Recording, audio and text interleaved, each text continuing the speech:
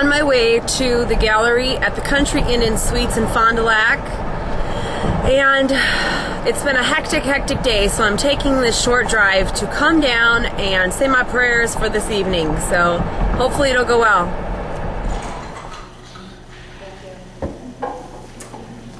Alright, well thank you all for coming. I'm totally new to Wisconsin, so, well it's not. I've been here 2 years yesterday, but I have not promoted myself here at all in Wisconsin. I don't have to. But I figured, well, it's about time. I am recording this. Come on in. I just started, so come on in. Okay, good. We were here and then we went to the list.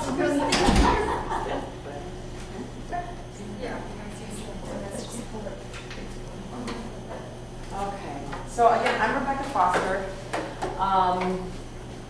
I've been doing this for just a little bit of background on me. I've been doing this for 26 years. And I'm a spiritual medium. I don't like the word psychic because it's just got too many different negative connotations to it. Plus, I'm so much, it's so much more than that. I'm not, the gift is. Started off when I was really little, I was able to see people and I just thought, oh, that's cool. You know, I pinched myself, make sure I wasn't dreaming. It moved on to kind of a sideshow, like a circus thing where people, oh, she can read, you want her to read for you? So I'd sit around and do that. When I was about 13, I started doing it for real. And when I was 22, I was reading for a woman and I heard, oh, my name is Mary, and and I went, hold on a second. This chick named Mary just told me to, so I go on and I said, oh my God, it's my sister. So then I knew how to connect with that.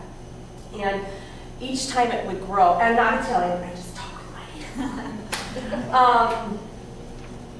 Every time I'd be forced to take a break. And after that break, I found that something new had come to the gift, which was really cool. And I call it a gift, but really it's something I would love to return. It's not something I want. I've prayed for him to take it away from me. I don't want to know everybody's business. I don't want to know that the couple next to me at the table at Burger King is fighting. I don't want to know that Joe's dad just died. I don't want to know this stuff. But it's something that it won't go away. So that's pretty much it. I can smell things and I see things and I hear them and I turn it off. I don't like it on all the time. So no, there's many times where if I'm standing in Walmart, I'll hear, oh hi, say hi to my sister. No, not gonna do it. Because I've done it, and people literally either think I'm nuts or they get really upset. So I've just learned to, drop a penny their way, but pay attention to, and this is really nice, it's an intimate group tonight, so I'll be able, I forgot to mute that. I will be able to pretty much touch on everybody tonight, which is very nice, and I have to mute this, I'm sorry. I meant to do that. So I'll be able to touch on everybody's life tonight. Hopefully we'll get some people coming through. The information that does come through tonight is very quick, and it is meant to, and as you can see, I'm starting to get flushed. So we've obviously got lots of energy tonight because I flush when energy's going, when it's crazy. So that's a positive thing as well. But the information that comes through tonight is important information. It's not something that is frivolous. I don't read about. And I'm sorry I'm talking, but it allows me to figure out your energy compared to buildings. So I'll give it just a couple of minutes. Listen to what I'm telling everybody else, because a lot of the times it makes a lot of sense to you in your life, or it's something you can take home with you as well. I do all the time like, oh man, that was good. I gotta write that down because I didn't come up with it. So it's good stuff. My guides talk to your guides. That's pretty much how it is. And I say a prayer every time I start, simply because I want to make sure that you get what I'm trying to say, regardless if I even know what it means. I'm an eye contact person, except when I'm reading, because my eyes kind of go off and I'm looking somewhere else. I'm trying to prevent being here. And I'm going to read the most forceful, or the most energetic energy first. And then I'll come down to those that are tapered or a little bit softer. Only because it's just the way it is. Some people just have energy that goes, read me first, and it's just, if I don't, it will intrude on your reading. Trying to think, I know as I'm saying, I'll break in and say a few things as well. I'm also very private. I'm not going to read ultra, sensitive information to you in front of a group. If it is that, I'll say we need to talk later. Simple as that. I'm not going to give you any negative information. The information that I get is preventative. It's helpful. It is there to say this is the way it's going to be unless you do this, unless you fix it. And everybody has an option to fix it. Otherwise, that's just what it is. My brother, he's 37. He's the best makeup artist ever. The best. The guy can make anything, animatronics. He's just awesome. And I told him a long time ago, you are going to be working with Steven Spielberg on a film movie. You are. This is where you're going to be. This is the movie. So a couple years ago, you're not good. You told me it's going to be this. I'm like, how many girlfriends have you screwed up in the last few years? How many places have you lived? How many jobs have you lost? It's not my fault. So it really comes down to the way it could be, and you have a chance to change it, good or bad. Golly, gee, is it warm in here or is it just me? Is it me? Holy great, jeez, hot in here. I'm burning up. Can you see? I flushed. I was fine until I came here. I was standing in the sun down there. All right, and trying to think of anything else. We'll get started. I'm just going to go with first energies, and everything is symbolic. So I will, I'll explain to you first what I'm being shown, and then I will explain what it means. I'm going to try, like I said, I have a lot of time, so I'm going to get everybody in. If I start, really seriously, if I start going on and on, some people just have a lot of energy. So if I start running over with someone, just go, no, move on. Yes. My mom had to do that last one. She's like, all right. And my helper was not making work tonight, so he couldn't. All right. So let's see here. And I will move around too, because I will get everybody's energy here. A lot of energy here tonight. There's so much energy.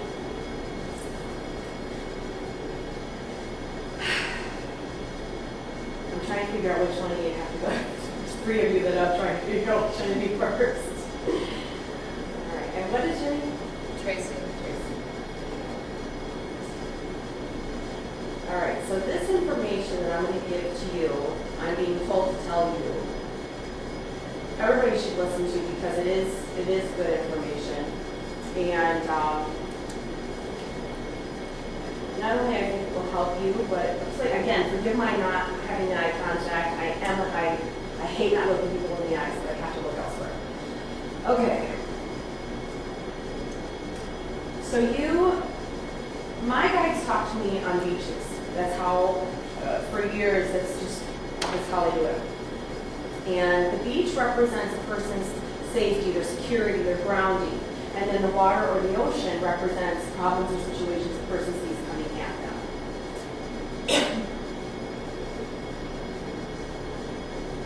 There's a lot of other things that if they show me, I'm going to get to that. But you have, everybody's beach is their own, it's their haven, it's their security place. It's nobody else belongs there unless you welcome them there. I don't care if it's a spouse or a child. Nobody else belongs, and you can kick them off. And the cool thing is, too, I'm going to tell you right now, is I can manipulate everybody's reading, meaning that's how I learn more about what I'm supposed to tell a person. So I can pick up Hercules and put him on your beach and see what you do to him, and that will tell me how you react to Hercules. I know that doesn't make sense, but it does to me. So if I pick up a poodle and put it on your beach, it's going to tell me a lot about how you react to dogs. So that's just how it goes. And your beach is very cluttered. And I don't see things on it, it's energy. There is this brown chair sitting here, and you are in what looks like a sarong, but you've got this thing like up around, and it's like, you're like this, and it's wound all the way around you to your feet. And you have these little sandals on, and you got this chair and this table, and you're standing there, and I can hear him calling your name, going, I'm coming! And you're getting really, really like, oh, just go away! And there's nobody there, but the energy is like kind of stifling. And you're just standing next to this chair, which you could sit down on, but you can't because this thing is so tight. And you look out onto the water, and you're like, oh. and you want to go back, and you want to go out on the water, you want to go, now, you can go out on the water, which represents like opportunities and things that you can achieve in life, but your feelings of guilt and your feelings of loyalty are bound, like tying you to this beach, and you are standing there, and you're like, I could sit down, but if I sit down, then nothing's going to get done. And if I go out there and do what I want to do, then everybody's going to think I've left. So I'm just going to stand here. So it's not that you're a martyr. You don't play off like you want the violin to play. You just have this false sense of, I have to do it all. Now, the water has been calling you. Now, the cool thing about this is the way it goes. And this is where I'm going to get to the beginning part. You walk out, when we come to, everybody take this one, because this is good. So we come to a little Y in our path. We have our left and our right path. And down this right path is everybody we know, all of our comforts, our clothes, our food, our money, everything we want is down this path. And you want to go like this, but then you think, I don't know, I'm so used to this, I've done this forever.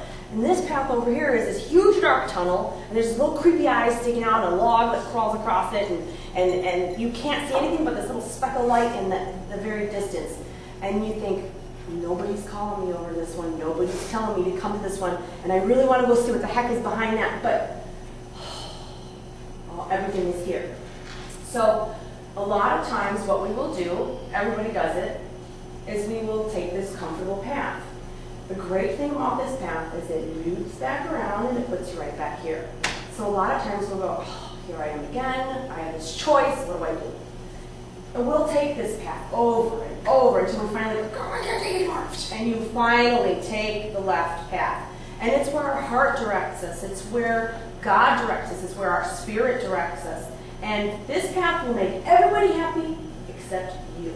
That path will make you happy. Everybody else is going to go, why are you changing? What's wrong? Why do you want to do that? I can't believe it. Oh my God.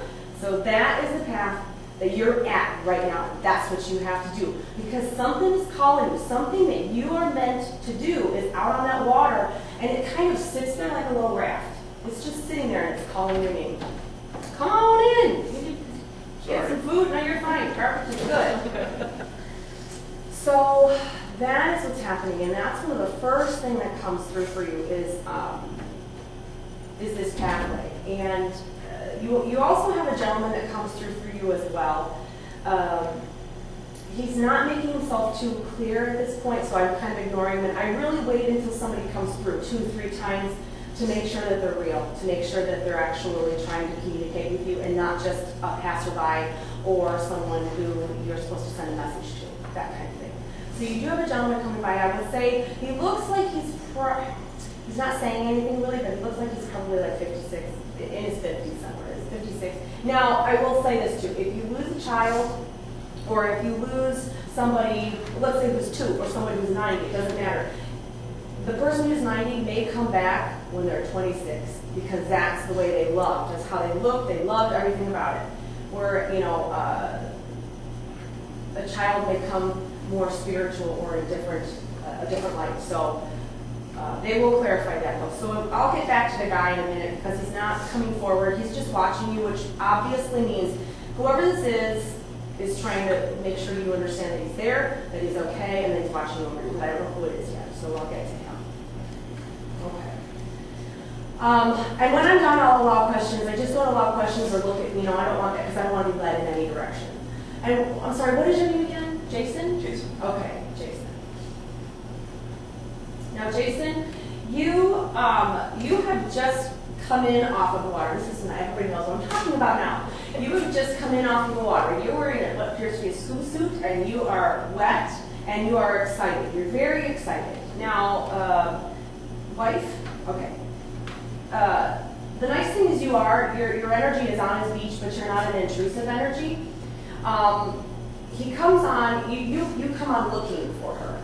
And this is, the energy that's all around you is involving money, it's involving career, it's involving finance. But it's something that either you've worked for it for a long time or you've earned it, I guess. It's something that you have really put forth a lot of energy and time.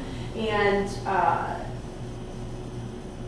it's finally something that is going to manifest. It's finally like at your face, you can taste it, you can feel it, and it's just now sitting back and you're waiting like, okay, I gotta just wait. It's either a phone call or it's like you're just waiting for a solidifying confirmation of this whole thing that's going to begin.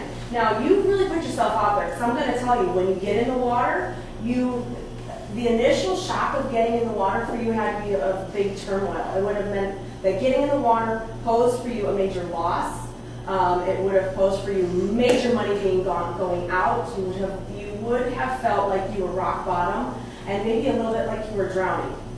And I don't know when you picked up the scuba suit, because we usually don't go out in the water like that, unless you were that prepared, but I don't think so, because the way that they're saying that there was the beginning, initial losses that you suffered going out in the water. I also think that while you were in the water is when somehow you guys must have met, or somehow you guys came together, because initially I don't think you were on the beach when he went out. This was some kind of a turmoil, some form of a loss that you had prior to it. Did you guys, just like in recent, like 10 years or so, get married? I mean, when would you get married? 15? 13? Okay. And so the relationships, the experiences, and the unions that you had prior to that are probably what sent you out in the water in the first place. Now, the cool thing about you is that you're earth angel to him. An earth angel is somebody who comes along when we're going through a very difficult period in our life. They may stick around for a day, a month, a year, or a lifetime. And they help us to move out or transition out of a difficult time, to give us strength, to say things we're thinking that confirm, like, oh my God, I can do this, I'm not crazy, I can succeed. So you stepped into his life at a time when he needed an earth angel. And this is something that I think has been manifesting for you, because all this time, you have been working and doing what you're supposed to do. What you feel like, I have to do this because I have to earn the money. But now what you want is going to happen. It doesn't matter if you're going to take a huge paying, 5-to-5 job and walk away from it simply to take pictures. It's what you finally want to do that's going to manifest in your life. I'm also being told to tell you not to worry about finances, because I see you tearing something down and rebuilding.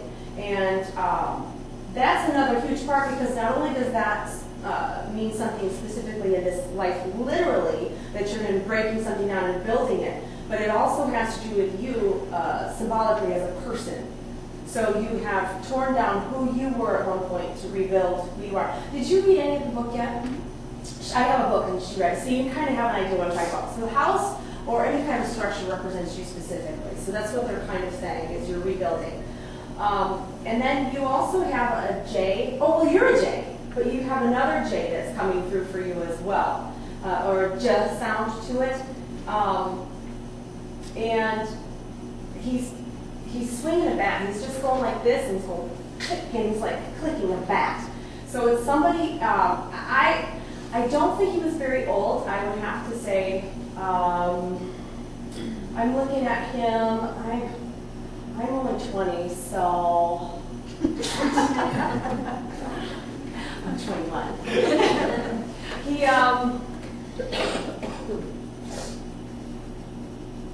He says, funny, games, gesture. He's trying to get a message across to me, so he's talking about funny, games, gesture.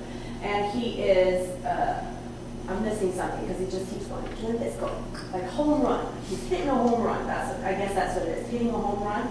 And,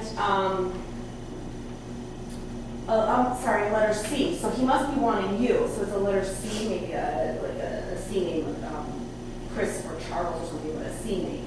And then he shows me, I know, I can see her.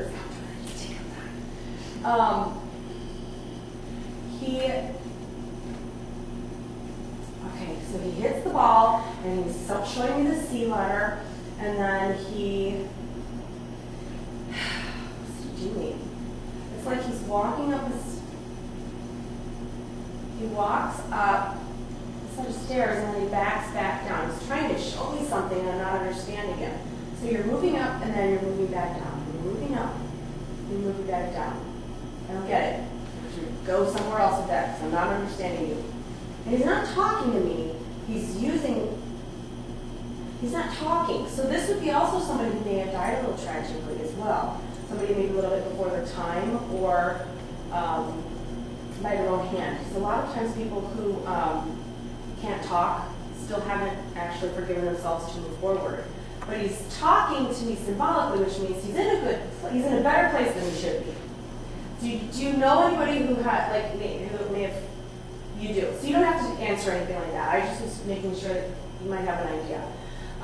And then he also wants you to say hi to a T, a letter T person, a T, a cross or a T, something to do with a person with a cross or a T. And this is what he's doing. This. Does that make sense? Not yet? Not yet. Well, it's a message. So Okay. you'll have to go back and think of who he may have known that was close to him that he wants you to say hi to. And the number 6 also plays a role. So the 6th of the month or the 6th day, June, that sort of thing. You're going to have to, when we're all done, you're going to have to tell me what the heck we're talking about here. Okay. But as long as you have an idea of where he's going with it, because when they don't talk, it's just so hard. All right. I would go right to you, but I'm not going to. I'm going to make you wait. I want to catch your energies there. All right, and what is your name? Janelle. Janelle, you have a very interesting, awesome energy around you. And past lives will come through when they play a role in this life, or when they have something to do with something in this life. And your energy, you look as if you're an assistant in this past life. And I want to tell you, it looks like it's got to be, gosh, what year are we talking here? We're talking, come on, history, lessons. We're talking 400, 500. So 5th or 6th century we're talking. And you're in what appears to be a stone. It's all stone walls, all stone building. You have this little wooden desk. And this man he's got this black robe or cloak on. He's walking like this. And he's talking in a different language, as a matter of fact, because I cannot understand him. But you are looking, you're like this, and you're looking it up, and then you write it down, and you're listening, and then you get over here and you look up, and you're looking at the stars, and you remember. So it's like you're almost talking astrologically, or you're talking. It's like druids kind of information. So what that tells me is you've got probably in this lifetime some form of intuitive gift or some form of ability to, or a real strong intuitive gift, ability to see or hear things. And if you've blown it off as a coincidence, this would explain that no, it's not. It's something that you need to hone or to build stronger, build up on. And it might just be a sensitivity to people. It could very well be that you can understand when somebody's feeling a certain way, and that might be the gift that you've got, is to use it to be able to speak to people and talk to people.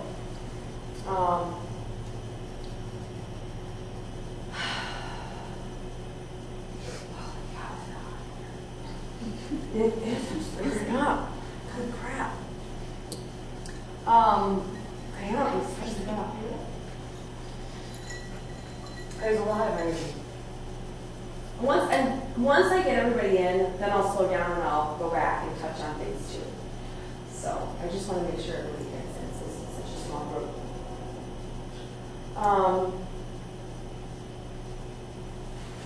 You took that life, and not that you took that life, you took that life, and you waited a while before you came back, and it looks like you came back about 1920s. And that's a huge difference in lifetimes. You took a long break.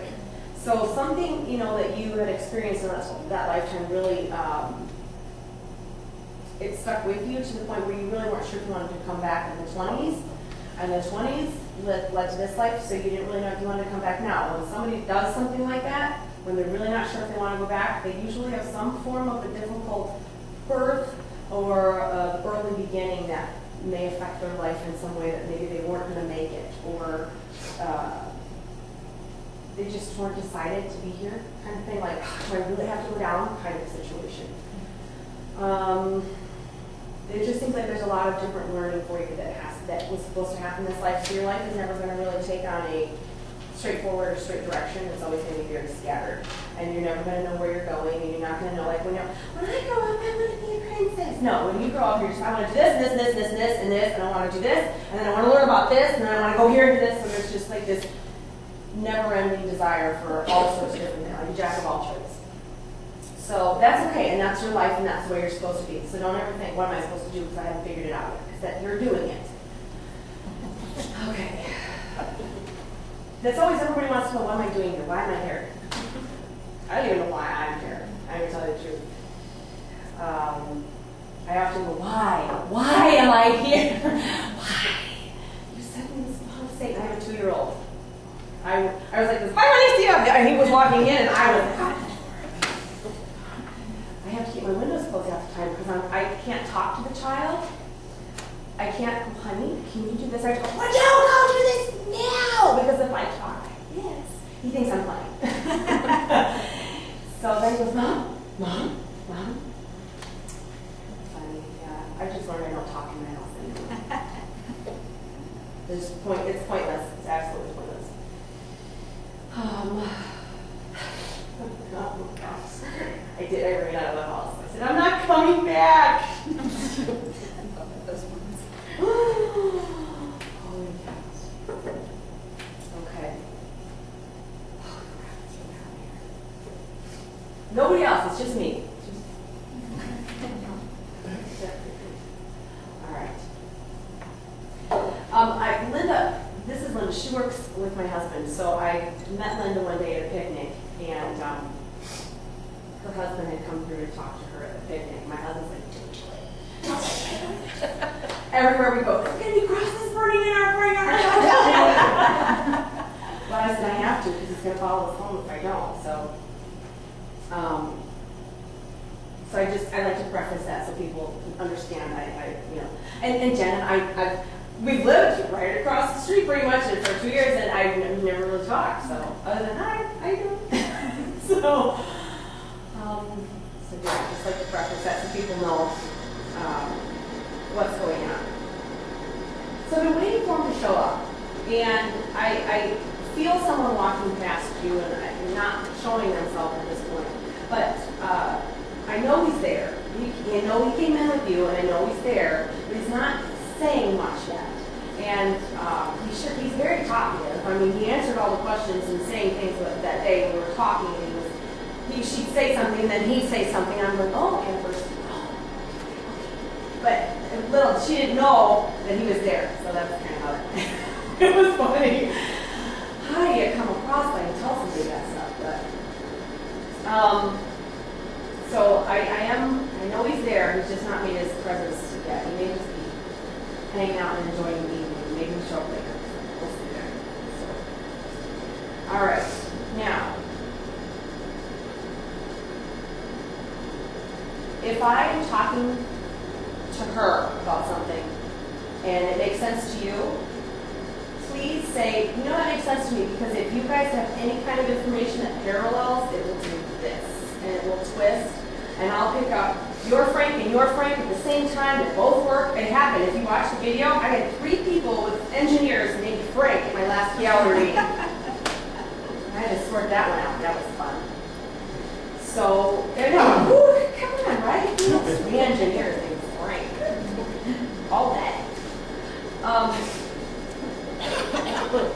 did it in the last one we were talking there. John. Was that a John? A John. And I felt like some of the stuff you were saying made sense to you. made sense. And if that happens, hype up and say, this makes sense to me. Absolutely. Because then I'm able to go, okay, let me separate the energies and figure out who I'm talking to. That works. So if it happens again, and we'll clarify that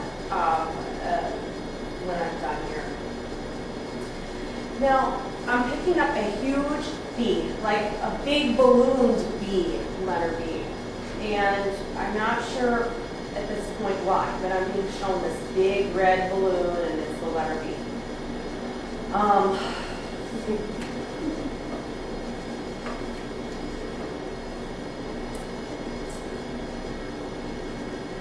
trying to figure out whose energy is here. Whose each it is. It's one of you guys.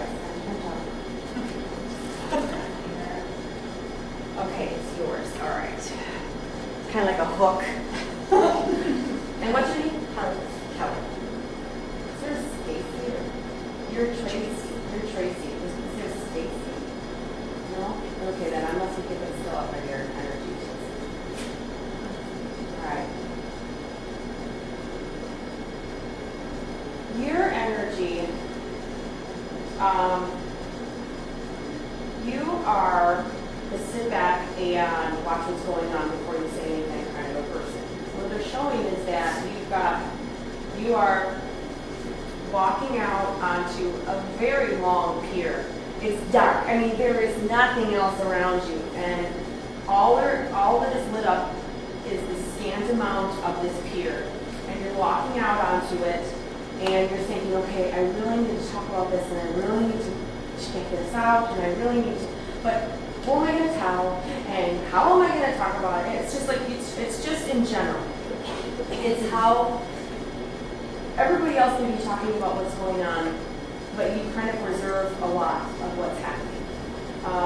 You are a homebody kind of a person. Or more,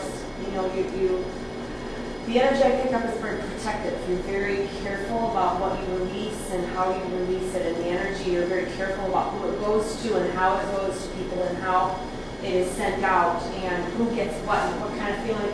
You're very careful about it, not in a negative way, but it's because you're very much trying to protect yourself. And this is something that would go back into this lifetime. So keep. Beyond the Beach is a pathway that talks about hurts that have happened in this life that need to be resolved or fixed that affect you right now. And you, as we walk up behind this, I'm walking behind you up your path, and it's a wall and then a fence. There's a white fence with an opening into a very large field. That's what it looks like. And as we're walking, I hear people like making fun of you or something, or they're calling your name and they're making fun of you. And this is something that you want to react, and your energy reacts, but you physically don't. So this is something that somehow you have to be able to let go of, or it's stuck with you. Whatever has been said or done, you've carried it with you as a part of who you believe or you think you are. And it's funny because a lot of times, people will say stuff about us that we don't really think hurts, but then later we find out that it really did. And then I heard the word mother. And I hear mother, and as soon as I hear that word, you kind of stop walking, you bend over, you cover your face, and you start crying. And it's almost as if, now this is where I have to manipulate, because I'm like, what the hell are they talking about? So when I do that, it's almost as if when I start playing with the word mother and you reacting, it's like nothing is done about this. There's something that is said, something that is done, and you feel nothing was ever fixed. Like mother or mom never stepped in or never helped or never fixed it, never corrected this. This was always just kind of looked past. And this is something that has hurt you because either you felt overlooked or you felt like your needs and your feelings were just not met. So that's a past thing that's affecting you now, and that's probably why you're protecting yourself, is you're very careful about how people view you and how they see you and what they really see. So the person that you are and the person that your friends see you as is probably there's another person in there that people don't know. There's like 5 people in here that people don't know. Really, it would scare the shit out of me. Those are the people we keep quiet. Those are the scary people we keep inside, just locked away. Oh, I do. Am I kidding? Oh my God. My husband doesn't even know those 5 people. But, so it's the main thing that your guides want you to know is they know all of who you are. They understand all of who you are. They know what you've gone through. And the easiest way to do this, and this is something for everybody to try sometime, is envision. And if you don't, I couldn't tell you the name of this. There's a word for it, and I don't know what it is. So if you know what it is, tell me. But what I started doing was you picture a horse tie post. and just like one of those old Western ones, and you picture everybody as like Casper the Ghost and their big bobble head, and then their little white tails. And you tie everybody you know, including yourself, to the horse post. And you go to the first person. You go, Joe, I'm sorry, I forgive you, I love you, please forgive me. I'm sorry, listen, wind it up. Go back there, repeat it. Thank you very much, I knew you know. Was it Yeah, it's a water go. Yeah, that's it. And you say to this person everything that has transpired between the two of you, that you have hurt them and that you've hurt them. And you say, I'm sorry, please forgive me, I love you. I'm sorry, please forgive me. Thank you. I was forgiving, thank you, I love you. Yes. And did y'all get that the fourth time? So when you're done, you release it. So I took that idea and I thought, okay, put in this horse tie, because I couldn't just do the forgive me thing. I needed to go through it all. So then you go to the next person, do the same thing. I'm sorry, please forgive me, thank you, I love you. And the last person is yourself. And I guarantee that when you get to that last person, yourself, you are going to be opened up to so much that you didn't know you held on to, that you didn't forgive yourself for, that you've held against yourself for years about not doing this and not doing this and not saying the right thing or saying the wrong thing. It's amazing release. You untie it and you let it go. And that's really what you need to do, because your guides know that there's been a lot of suffering, and that suffering also leads to anxiety and that panic and everything else. So, yeah. And, no, you don't have to. You know what? And I can feel it while I'm reading for you, because I'm feeling like she's going to have a panic attack on me. So just don't, because you know what it is? What you're dealing with, when that starts to happen, recognize that this is not this lifetime. It's like not now. You don't have to suffer from them. I had them for 2 years until I realized, wait a second. I had to talk to God about it, and He told me it's not this lifetime. It is a past issue. So it's either from this lifetime past or a past life that you're carrying this. And once you can recognize that, you can gain complete control over it. It really is a debilitating kind of, it's horrible. They're horrible. But I'm thinking, oh my God, I can feel your energy's cranking. I'm about to have them for you. They are horrible. They are horrible. But it's not, it's something that you can let go very easily. You can definitely let it go. Here, give me your hand a second. Let me just take this a second. Okay. Is that one of my hairs? That was probably what it was mine. It was fun. Okay.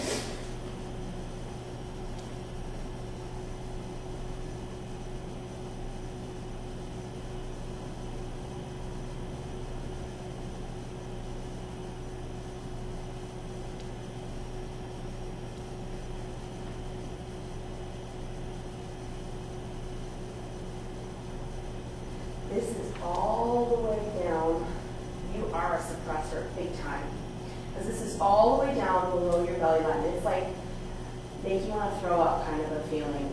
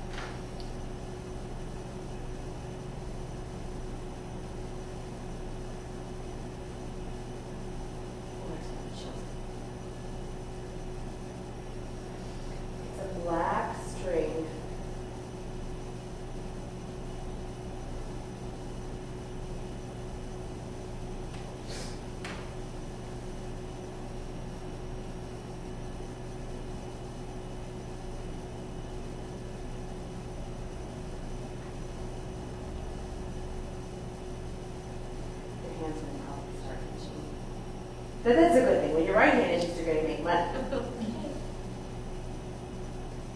Okay. It's funny because I pulled a lot of energy. Now I want you to just envision this right now, like a big ball of black string in your hand, and I want you to envision it like this here. I want you to see it closing. And I want you to envision this kind of up and like flames, like in your hand, and then ash. And I want you to blow away after you get out of it.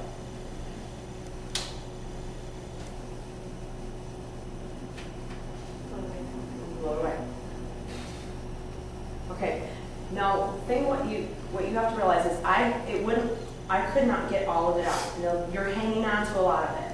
You're hanging on to it's a fear. There's a lot of fear there. So envision it later. It's below your belly button. And the way to do this too is to envision this fear, panic, anxiety, whatever it is. This sounds crazy, but you kind of open the top of your head, reach down in, and see yourself like reaching down into the side. Grab it, pull it out as a black mass, and do the same thing. And it's amazing when you gain control of certain things in your life. It's all of a sudden, it's like, oh, I have control on this. This is never going to affect you again. I guarantee your anxiety will go away. I guarantee it. I guarantee it. You're not going to pop it in more pills and it's gone. Guarantee it. It's easy. It's there. There's only a little bit left, but it's like a thorn or a splinter. Okay.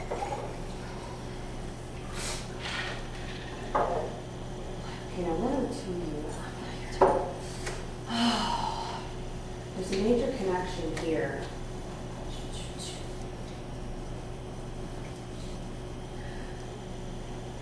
I'm trying to figure out which one you guys are trying to do this. I think it's yours. What is your name? Kim. Kim.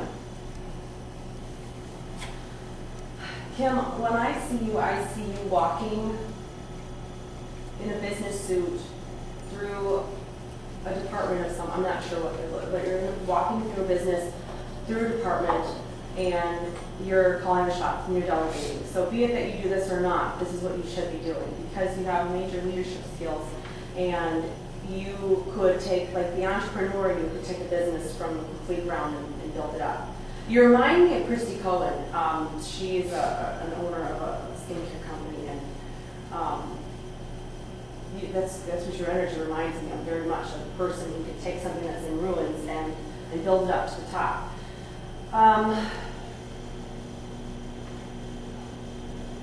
When I also look at you, the first thing that comes through is father. First thing that comes through is father figure, father. Major impression there. It feels like there's a strict thing going on to the point where you do what you're supposed to do and you fall into line and you do in school, like growing up, let's say. You do everything you're supposed to do, the way you're supposed to do it, and you're probably a big troublemaker because of it, because you didn't really have that much of a, there's no release. It's like you have to do what you're supposed to do so much.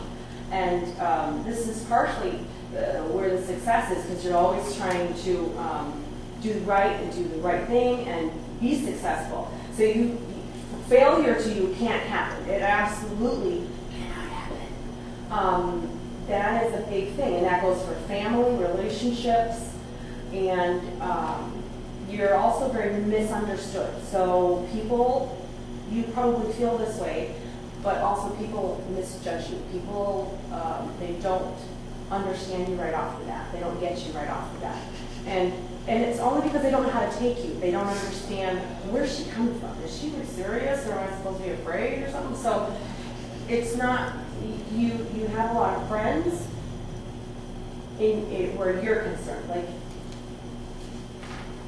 you have a lot of acquaintances, let me put it that way. A lot of acquaintances. And you have this group of friends around you. You're very protective of yourself as well.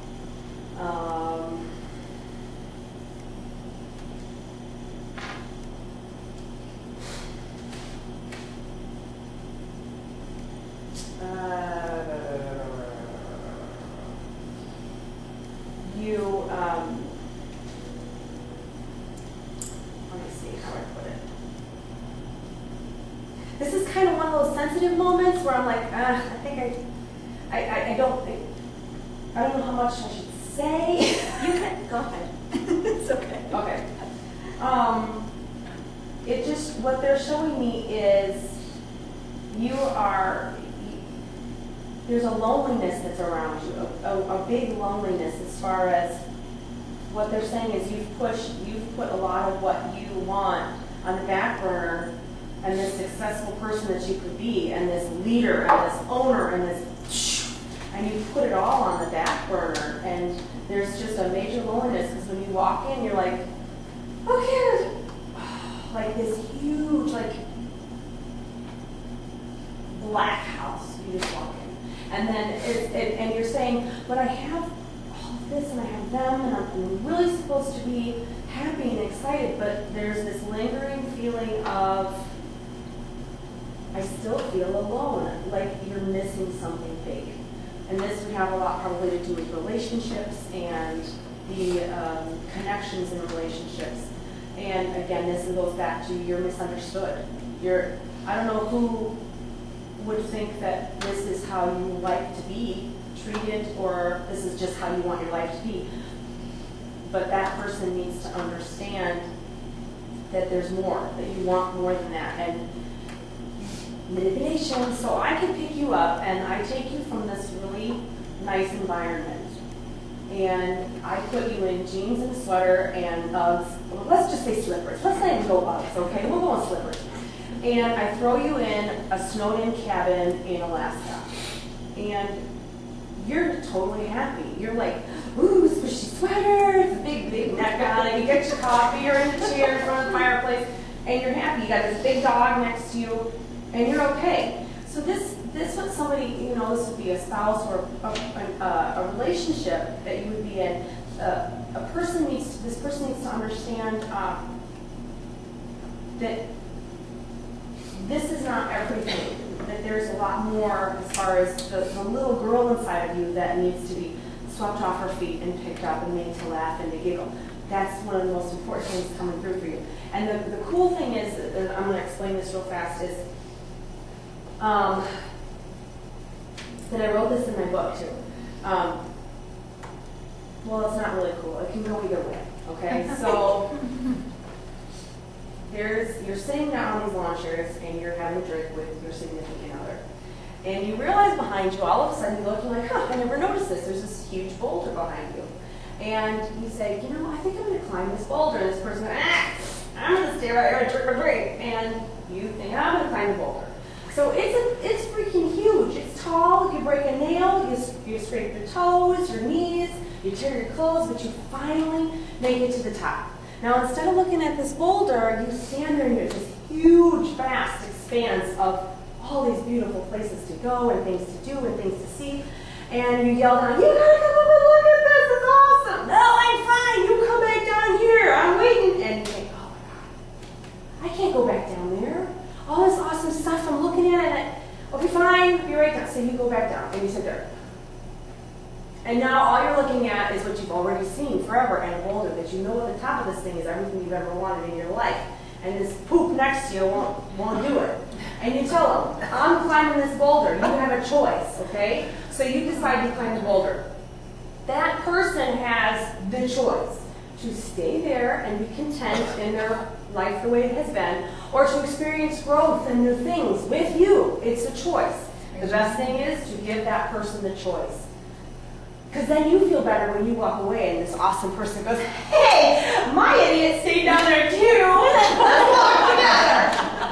And that's how stuff happens. Because it's not your fault. And you have to let that person know, I'm walking, I'm going, I'm checking it out. It's your fault if you stay.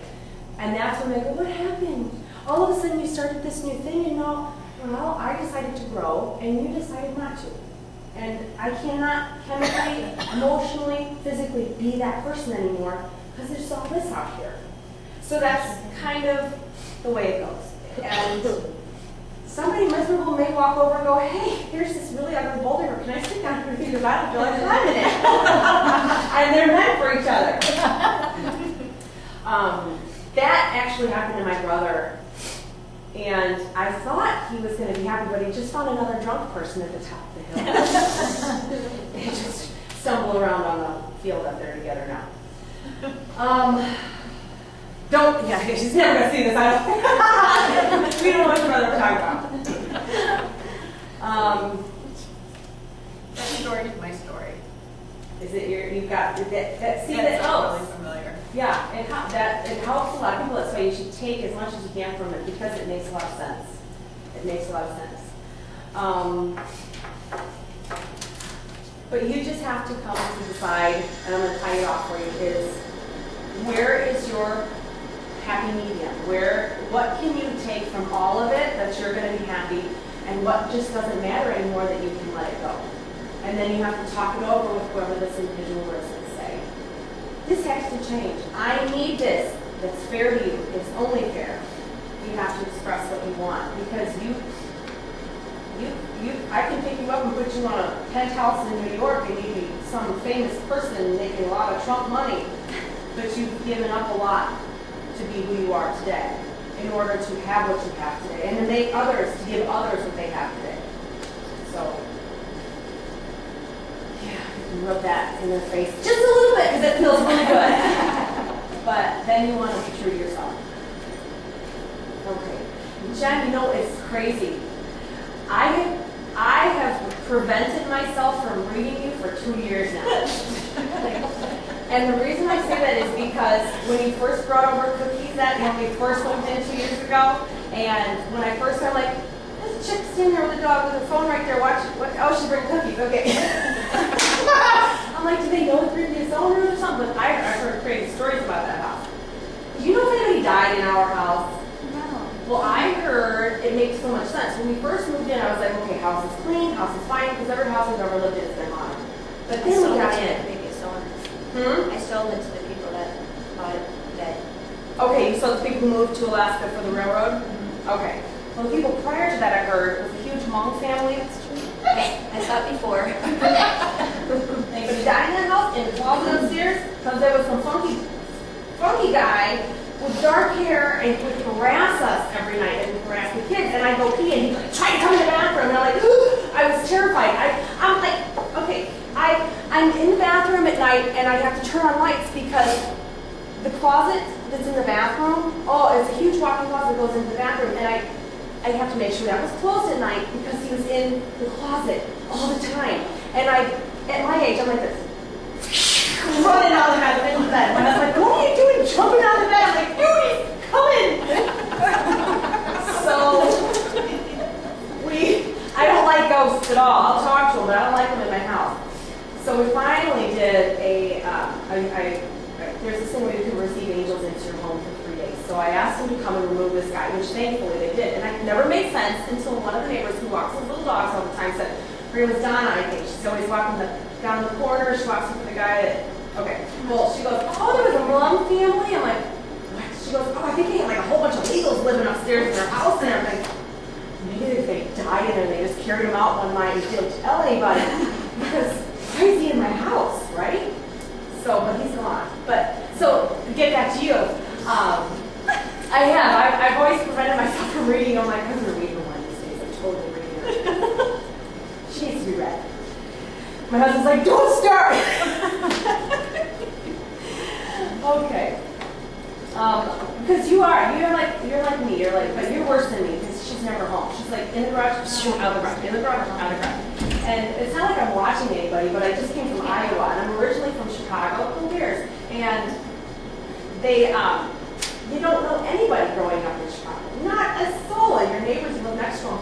We moved to Iowa, we know the whole town. My husband is the mayor. Now we know everybody. We know what kind of car they drive. We know the sound the car makes. We know what the kids do, where they live. And then we moved here, and I'm thinking, I gotta get out of that whole know what people drive in that, but it doesn't. I can still tell who's home by the sound of their car. So I know that's crazy, right? And I wave at everybody, and then I'll go, what are you looking at? People stare. My husband's like, are you trying to cause trouble? Just me. But there's crazy people. So, okay, so beyond that was one of the people hiding. So we'll get beyond that. You have such a business. is life, and that's why I wanted to read for you for so long, and I've turned it off and prevented it. But you have I can see why you are attracted with all of your friends, why you guys are friends. I can see why, and we will attract people who help us and guide us and meet us just the same. We will support those people the same way. You have, let me start on your beach. I want to separate your energies real quick. Then I want to get your energy. She's like, oh no, stop it. Your beach is cluttered with footprints. It's so overrun. And when I started before, I said, the beach is yours. You can do with it what you want. Nobody else needs to be on your beach. But everybody's footprints, all the way from your forest, I'll get to that in a second, to the water, and everybody's things are all over your beach. And you don't mind it. Yeah, see, you don't mind it. It's just, you're like, oh, well, it's okay. And you're passive about it. But this kind of thing also, after a while, will wear on you. And you want to make sure that you claim your beach and that you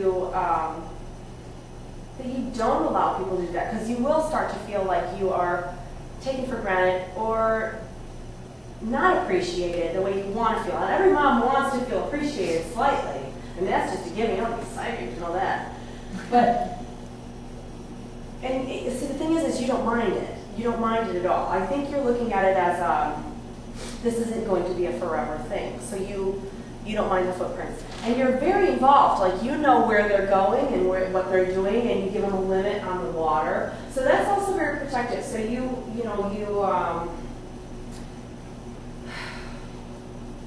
hold on, I have to see what they're showing you real quick. The kids walk up to the water. They put their toes like this, but that's as far as they go. They tease you with how close to the water they go. And you, as you're doing this, you're standing there and you kind of go like this and you look up out onto the water. It's not that you're wanting it. You're a worrywart almost, because you are you're not wanting anything on the water. You're watching to go, okay, what's coming? What is happening? What's coming to get us? So you're prepared. You're a bit of a worrywart. You're always prepared for the shoe to drop. You're always, you're ready for it to occur, and you're kind of one step ahead of it. You kind of foresee almost through the patterns of the day what's coming next. Okay, I have to do this, and it's like Groundhog Day. So you know what's about to happen, what's coming next, how to deal with it, and you kind of go along your day and you have to sit back and go, whoosh. So it's totally unlike me, because I'm like, oh my God, and you're like, whoosh. It's just like totally different. Very passive when it comes to that. And I'm looking at going, okay, is there anything that she wants? No. Is there anything that she needs? Not on the beach. Now, when I say anything else, there's beyond everything, there's a house. And then again, that represents you specifically. And when I walk into the house, well, first of all, let's touch on the outside. The outside is just full of huge flowers, just big flowers. And your door is kind of cracked open a little bit. Your windows, your shades are up a little bit. Your curtains are transparent, so you can see through them and the light is let in. You just had lights put in the top of or windows put in the top of the roof. You have a really big backyard. The backyard is always fenced in. It's like where you keep, it's where we keep our hopes, desires, wants, that sort of thing. And you've got by the, when I walk, let me start with the outside. The flowers represent your ability to give of yourself, or your ability to share with others, or give of who you are. So you're constantly saying it. You're like a yes person. You don't say no, which is going to wear on you, because you just are always like, yeah, sure, I can totally do that. That's great, wonderful. And you don't let anybody feel unhappy about it or like you're put out. You just like, yeah, okay, great, shoot me down here. And that's just who you are, though. You're constantly giving everything. And they're big. Like, hydrangea bushes around your house. So that represents a very giving spirit. You have big bread baskets out front, which also represent your ability to give. Even if you don't have it for yourself, you'll give it to others. The front door being open is the same thing. It's kind of like, yeah, sure, come on in, I'm not doing anything. No, kids are gone. It's like you don't know how to be mean to people or tell them no. Does that make sense? Yeah. When people show up at my door, I'm like, shut up, don't tell them I'm home, quiet! Because if they don't announce themselves, my kid's like, it's the Schwans. I'm like, shut up, I'm not going to answer the door. And I'm like hiding, and my 2-year-old's coming in going, Mom! If you're not announced, I just, because I'm so busy, and when I get into something mentally, oh, God forbid you stop me. So, but you're not. You could be totally in the middle of something like, oh no, I'm just combing my hair. It's supposed to be out like 15 minutes ago. It's okay.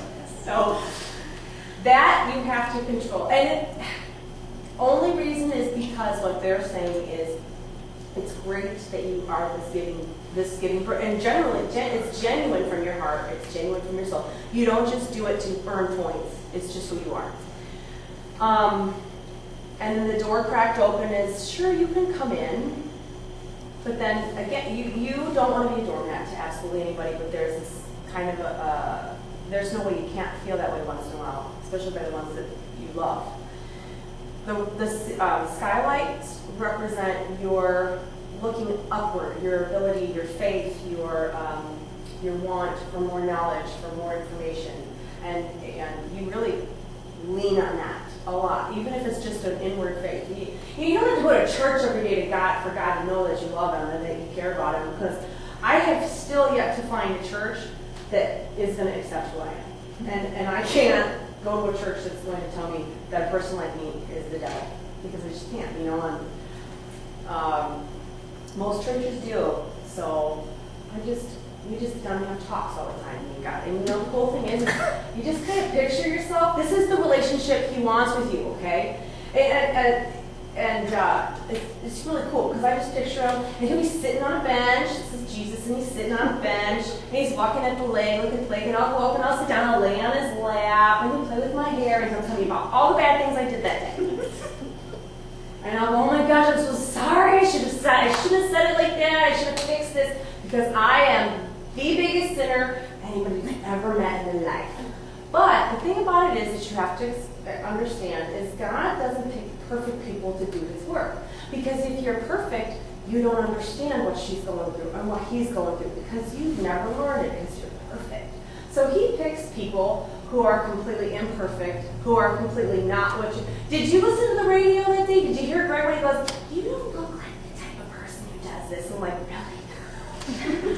No, I don't. And there's a reason for that. Because He's made me a person that others... Well, for instance, let's not talk about me. Let's talk about someone else. Let's say that He makes Joe the biker someone like me, who can see and read and feel and is connected to God. So Joe the biker goes in and he sits down next to 10 other bikers and starts talking to them about things, and they're going, really? Well, they already respect Joe because he's cool. Now they're listening to Joe, and Joe has just totally infiltrated this biker bar with God, and they don't even know it, okay? And so that's what He does. He uses regular sinners, that's what He does, to do His work. Because if you're perfect, nobody wants to let you do it because it'd be boring. So, you know what I mean? Use what you've got. Use your stories and use your experiences. Maybe some of them you want to keep quiet, but there are things that you can share and help people with that it's a purpose. There's a reason for it. And when I first started doing this, my family was like, oh, she's nuts. She's crazy. But now they're my biggest backers because they know it's the real thing. When I told them I was going to go to school to become an ordained minister, they're like, what? I said, I'm still thinking about it. I'm working on something else, but it's thrown at me every day, and I'm thinking, oh, I don't have time for that. But would you marry me? I don't do that. I don't do that, not yet, but He's going to find a way into your life one way or another. So use your stories, use your problems, use your issues to help others. It's very, very cool. It's very cool. Sorry, I had to break away from your energy because you guys have like a chained energy working around you. And it's just what women do. It's just women, they connect. And that's another cool thing. Like when you think of somebody and they call, everybody can do it because, and I've shown my husband how this works. He's freaked out about it. He's Mr. Scientific, doesn't believe in any of this stuff, but now he does. When you think of someone, that energy, let's say yours is pink, it goes and it flows around Jen, and she's like, oh, I just got tickled by pink energy. I think I'm going to call Rebecca. And oh my God, I was just thinking about you. Nobody I was thinking about you. Oh my God. It's because we send each other that energy, and it's because our energies touch others just the same way. And you might think that, have you ever thought, like, I'll think of a movie and I'll go, God, I really want to watch this movie. Oh my God, I got it. And it'll be on that day. It's like perfect. See, it's just because you're picking up energies. Everybody can do it. Anybody can do it. It just takes honing it. It just takes a little bit of effort. Okay, and what is your name? Nellie. Nellie. Okay. For you, you're on the beach, which is great. Anything that comes away right now, good or bad, you can handle it. Your handprint is on everything, good or bad. So you want to make sure you read fine print and that you check everything before you do anything. Now, this is, it's strange because I've never really seen this before. I'm trying to figure out which level you're coming from, but you're walking down a set of stairs. And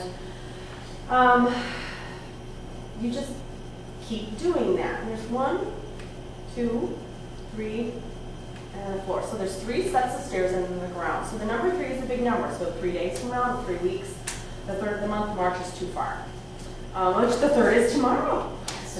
Woohoo! It could be that soon. Wouldn't it be great? No, it wouldn't. If it's good news. Good news is always good.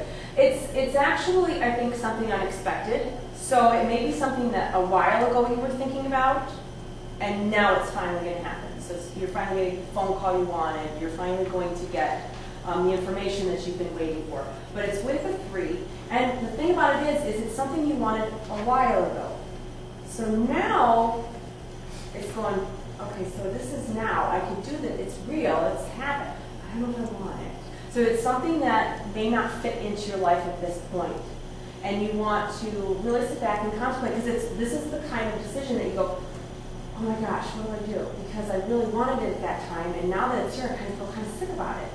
And so it's not a vacation, it's not a trip. It's not. It feels like it's more like it's career or business oriented. It's not family. It's not a new house. It's not a new car. It's nothing material in that sense.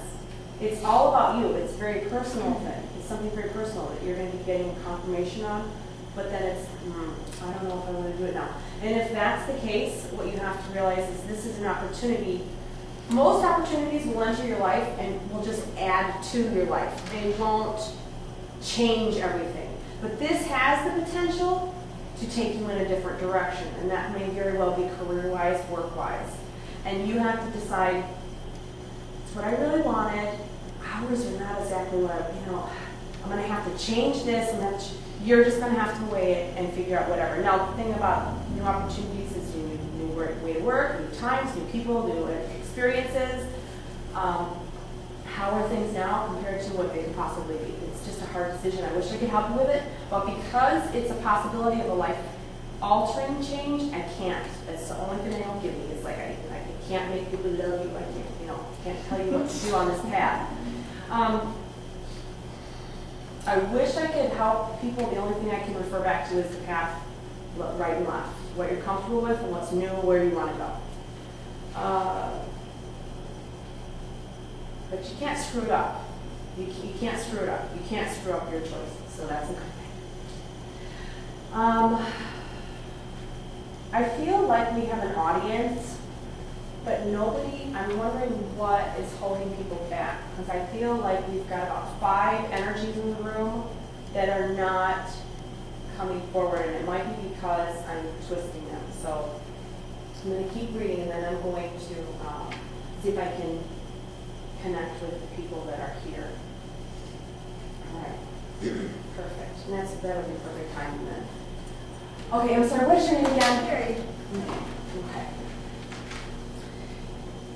You have like the perfect counselor energy. Like the perfect, let me help you with your problem energy. Perfect.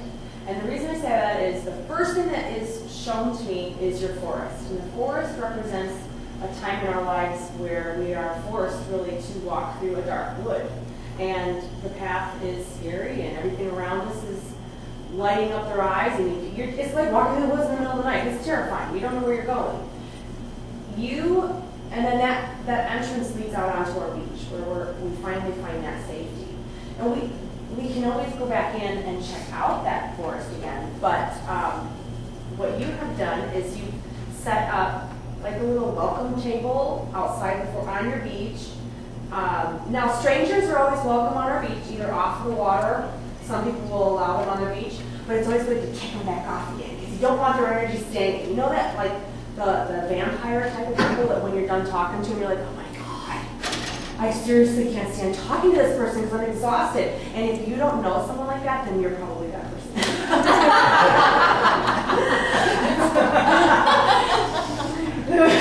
It's true. I know.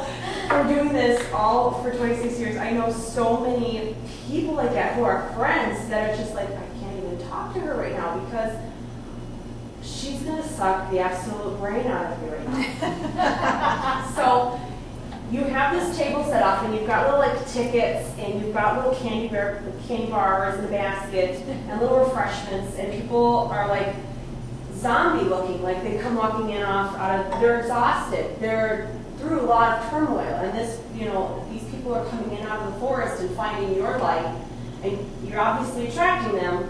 So you've got probably a lot of people around you who would be addicted to things or have issues, have a lot of problems, and they're finding you because that's your healing energy. So you would also go into something medical, healing, nursing, something that would be really good for you as far as people are going to call to that. And you give them what they need, and you help direct them, and you tell them it's going to be okay, and you put them back on their way, because they can't stay. They have to figure things out on their own. But if you've ever considered it, going into some kind of counseling work, that would be great, because it's naturally who you were born as. Nursing, I touched on that too, but would be a nice healing end for you, but I think that would stifle too much of your creative, intuitive energy that counseling or psychiatry would really fit in for you. That would be good. Working with like addicts and that sort of thing would work well. Because you're always just going to be attracting people who are lost, those really lost souls. And it's funny because your beach itself, it's like not that you need work, but you still there's a lot on your beach to do, yet you are taking care of these other people. So, it's crazy how many people give up so much of themselves for others, and it really is a crazy world because there's some nutcases out there. I'm trying. I was doing my last gallery and I videotaped it. I was peeing my pants laughing so hard. If you watched it, it was hilarious. But I was driving, this crazy guy in his minivan was racing me, and every time I go, he gets on me. He's like, I'm a minivan, I'm pissed off because I'm driving this thing, so I'm gonna race you. And I was dying. I'm like, look at this guy in the minivan. And I got to the point where I was laughing, and then I started laughing because I drive a minivan. It was just funny. I was really dying. I was killing myself on the way there.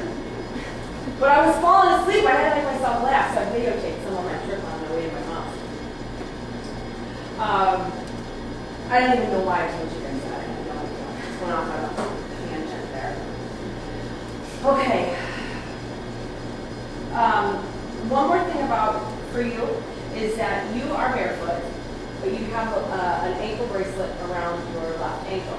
The barefoot is great because it means nothing right now is holding you back. Nobody, nothing, no situation. There's nothing that says you cannot do this.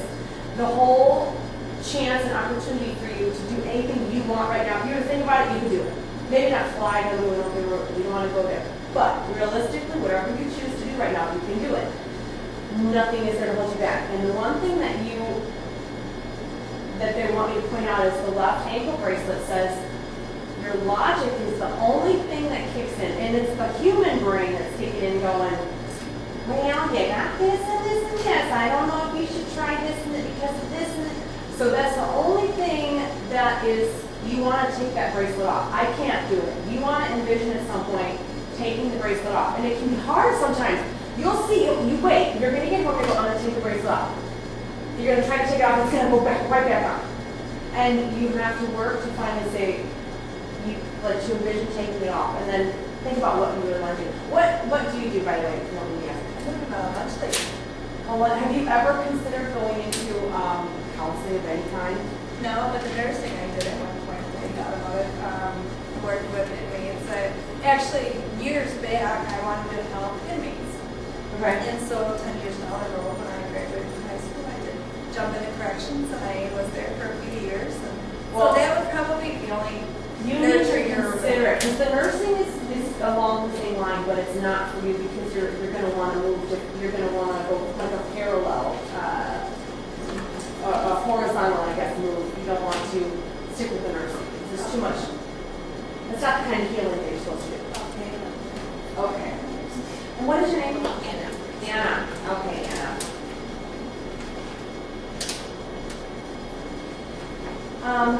You had said that your story kind of parallels hers, so I'm just going to clear that real quick and see what's going on with you. On your beach, you've got a lot of boxes, and I can hear it, and I'm watching it, and you're like taking a box and you pick it up and you put it over here. Now, you've only got like 2 or 3 boxes in front of you, but you have got a beach full of boxes. Okay?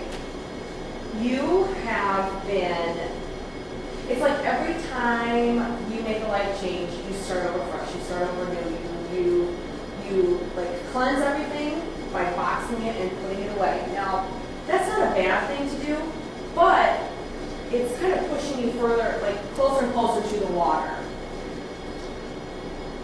There's an H that I pick up around you as well. It's like a huck name. And he's on the other side of the boxes, though, this person. It's a gentleman, and he's on the other side of the boxes. And I don't know if it's a real person or if this is something angelic that is waiting for you to ask for his help.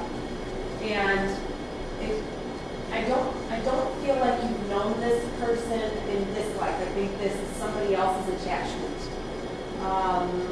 People will say, well, I didn't know that. They died before I was born. That kind of thing.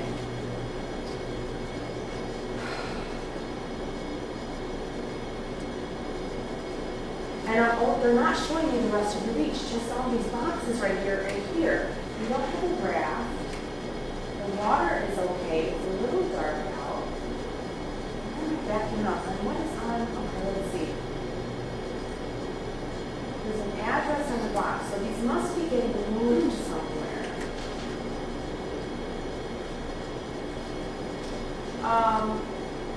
You obviously have some kind of an issue going on in your life right now that they're not going to give me specifics on because you're transitioning.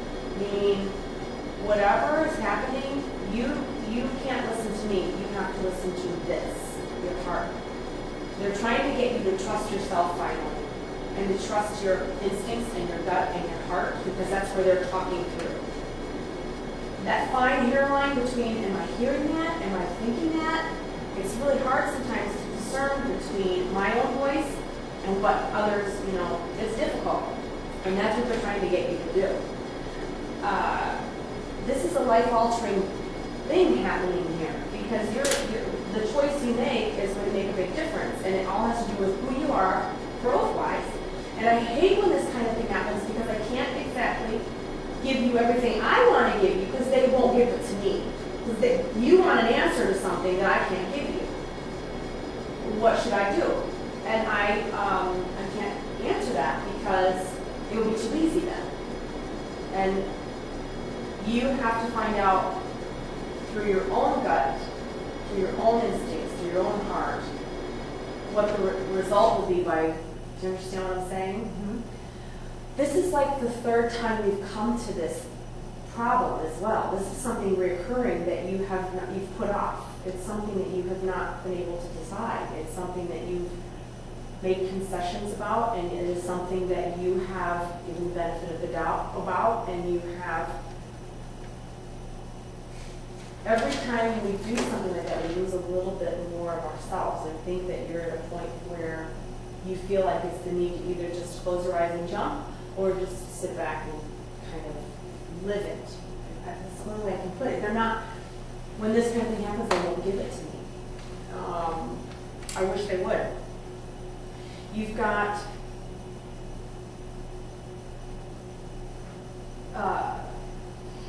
I hear someone and they're behind your house, and that's where like hopes, dreams, and things that like future things that you want.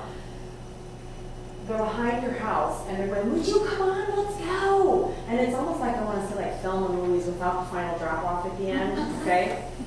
It's somebody is calling you for adventure. Somebody is calling you and saying, would you just forget it all, let's go. Come on, get in the car. Pack your stuff, let's go. Come on, come on. And you're like, oh God. Oh, and you're so hesitant. You want to so badly get in the car and go for that long. Who doesn't want to get a big old convertible and go drive through Mexico with a bandana, sweating your butt off with a gun? But you want to, and the urge is there, but then it's like your feet are planted. Everything else is moving except your feet. So you're held back by the situations in your life right now. You don't want that. You want to be able to figure things out, take those shoes off. You don't want to go in the water. You have no desire to go in the water. You've learned your lesson there. I wish I could help you. There is education and learning that's about to happen for you though too. So if you have the opportunity of an inkling to educate yourself or to open up a new book and to get certified or degreed in something, I'd say absolutely go for it. You may hear, oh my God, you're crazy, that's stupid. And you just do it, because that's one of the things that's behind your house is a huge book that's flipped open, and that represents learning and education. Maybe just going to like become a masseuse, whatever that, whatever it is. If it's something to better yourself and to grow, then that's what you need to do. And so do you. Yeah, so do you too. I caught your little smirk there, and you do. Who needs to? I think you do simply to wash all of the stuff off of your beaches, to claim something for yourself finally, independently. And again, you know what? I'm 39, and I think when you get to a certain point, people go, are you kidding? You're just too old to do stuff like that. Come on. And it's not that. It's people just are set in their minds like, what are you going to do with it at this point? I have no idea. I'm getting my master's degree right now. I don't know if I'll ever use it because of this. I probably won't. I'll be like, I would love to run a nursing home because there's just so many peeps that run those things. And then I'm like, all the dead people are I worked in a hospital. And I'd be drawing blood. I'm like, oh, so your uncle was sick here a little while ago, huh? And she's like, well, how did you? Oh my God, I was just friends with him. I was like, I had to cover my pants because her uncle's standing there drawing her blood. Yeah. And there was this guy. This was the freaking best. Okay, so I let it leak out a little bit what I was doing in the lab, and this one guy, I forget his name, Brett, he was a born-again Christian, and they hate me. So he was sitting, now he converted one of the other girls there to be a born-again Christian. She was like this at a Harley rally like that. She's born again! And I'm like, okay, what? I don't think so. She even brought the pictures in to show her right. So I'm sitting across from him, we're talking, and he hands me all these Christian CDs. Now, I don't mind it. I am all about, I have my Bible, I talk to God, he's my best friend, but I can't get into the music. I just can't. I've tried. And he goes, Rebecca, you need to meet God, and you need to read these. I said, you know what, Brett? You know what I listen to? Coming in the end! And he was like, he almost fell off of his friggin' like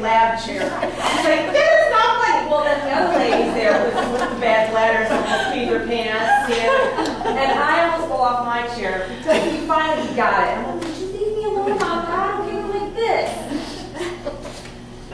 So, he didn't think it was funny though, but, and I was like pregnant too. I was huge pregnant when I did it. But I got my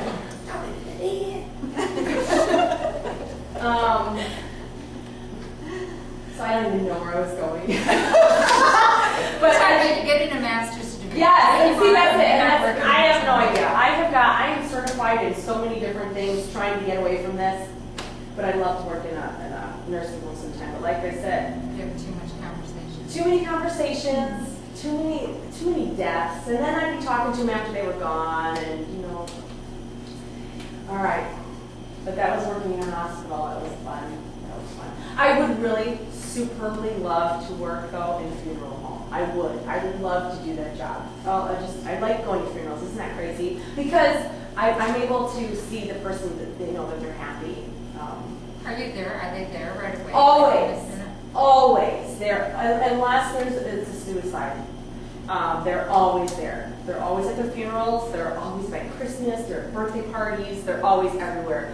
And they're listening and they're laughing and they're joking and they're having a good time. And I always, I tell people that have, when we lose someone, and I'm going to read, I promise, I'm going to make sure I got it right.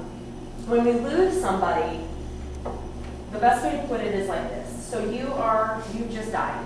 And you've gone to heaven, and we check in, we go up, we check in, we see what we did in our life that was good, and then there's things we go, oh, I knew it, I wanted to do that, I should have done that, maybe next time, I don't know.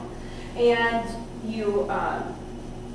we have our own heaven, we create the heaven we want. Whatever it is, we create it to be the way we want. I've heard one man talk about he could golf all day, never lose his balls. There was one woman who could eat spaghetti all day.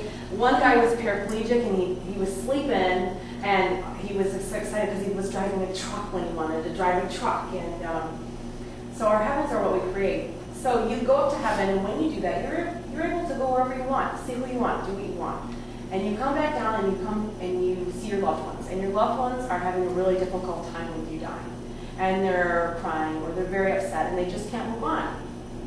Imagine being there going, you can't see me, but I'm okay. I'm all right. I'm happy. I'm totally happy. I'm totally good. And they want, I want you to be happy. Please don't cry. Please don't. And that's how they feel. They don't want us to be sad. They want us to feel like them, happiness. When my girlfriend died, I get this email. I was selling cosmetics at the time. I told her I did everything. I just sold her this huge platinum package, and she spent like $500.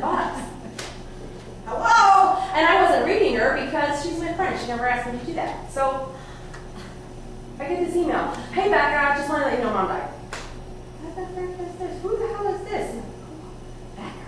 She was the only person that called me Becca. And I'm like, oh, holy cow. So I find out my girlfriend Peg dies through her daughter. Now Peg she was like 59, and we were like lost soul friends that found each other in this life. And I was so distraught, and I'm all upset, and I'm bawling. And she comes and she goes, Becca, stop crying right now. And I'm like, I was mad because I wanted to cry and I wanted to be sad. She's like, I'm fine, I was sick. I'm like, you never told me you were sick, now I can't call you up. She's like, you can still talk, I can't talk you on the phone.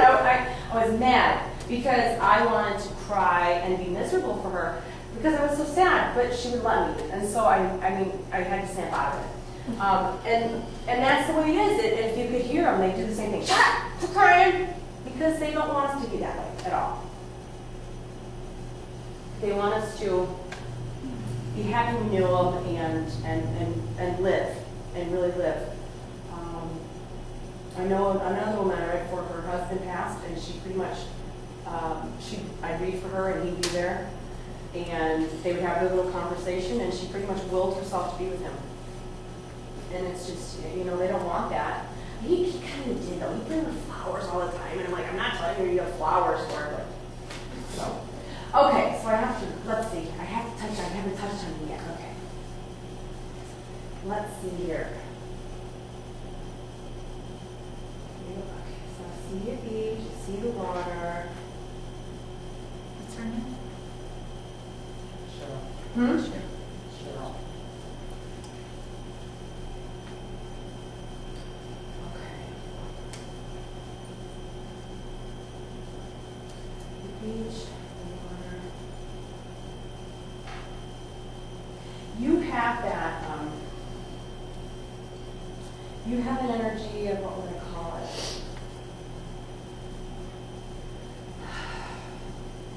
Cold, wintry, snowy night, and you have that like diner feeling, like the warmth when you walk in and you smell the pie and you just want to sit down and get warm and squishy and comforting, always open kind of a feeling around you.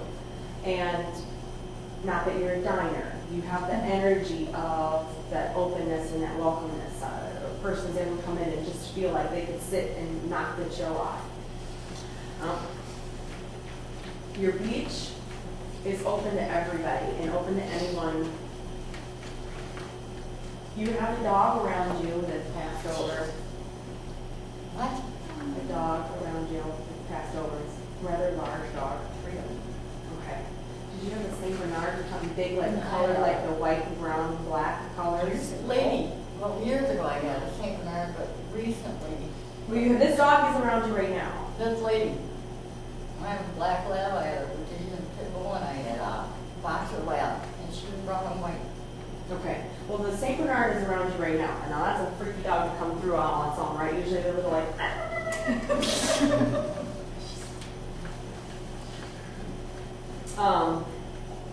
She's kind of like right by your side when you're walking along your beach. And funny because dogs have a voice, and my girlfriend's, she had a Dane Rottweiler mix. His name was Magic, and he sounded just like Sean Connery. And I wrote it in my book because I swear he was just a good-looking dog. He was just a good-looking dog. And she just laughed when she read that, because every time I read for her, he'd come through and I put that in my book. He was sassy.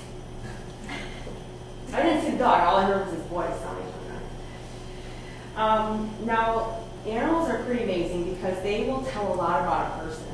And so since the dog is here, I'm going to let her, she said, fill me in.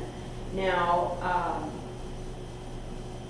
she's talking about like a recent health thing. You know, if you went to the doctor or what, about a cough or irritation, bronchitis, that kind of thing is what she's talking about. Like do you cough at night? Do you have difficulty breathing at night or anything like that? She's saying when she's sleeping there, she says, you don't have to answer the question. It's kind of rhetorical. I don't want you to answer it. But she's talking about, because you sleep now. This must be here. Now, do you have a white rug or some kind of blanket or white something that's next to your bed, or a runner of some kind that she would have slept on? You can answer that. Yeah, she liked it. Well, you know, it's hard to answer this. My black lab liked to lay next to me on the floor. She like lay. And what was the last name? What was the last name?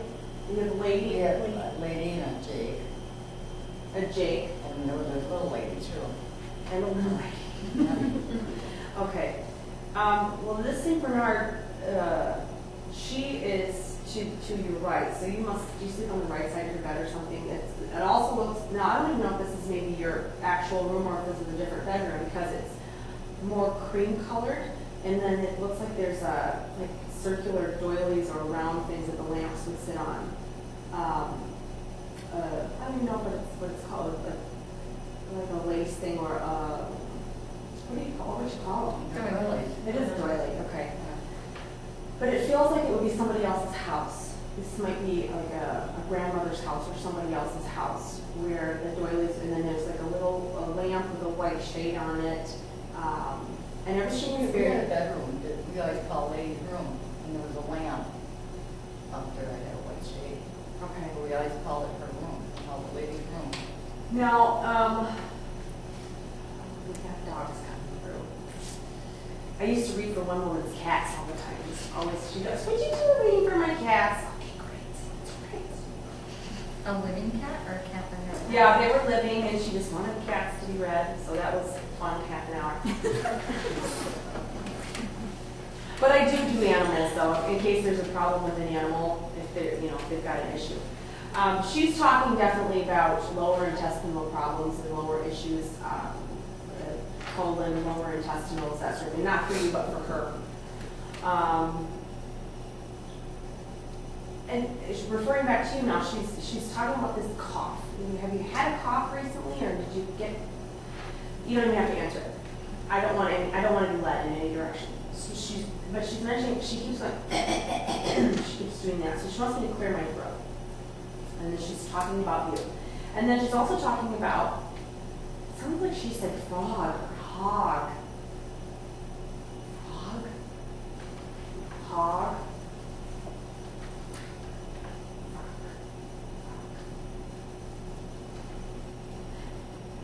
And for St. Bernard, she has a very high voice.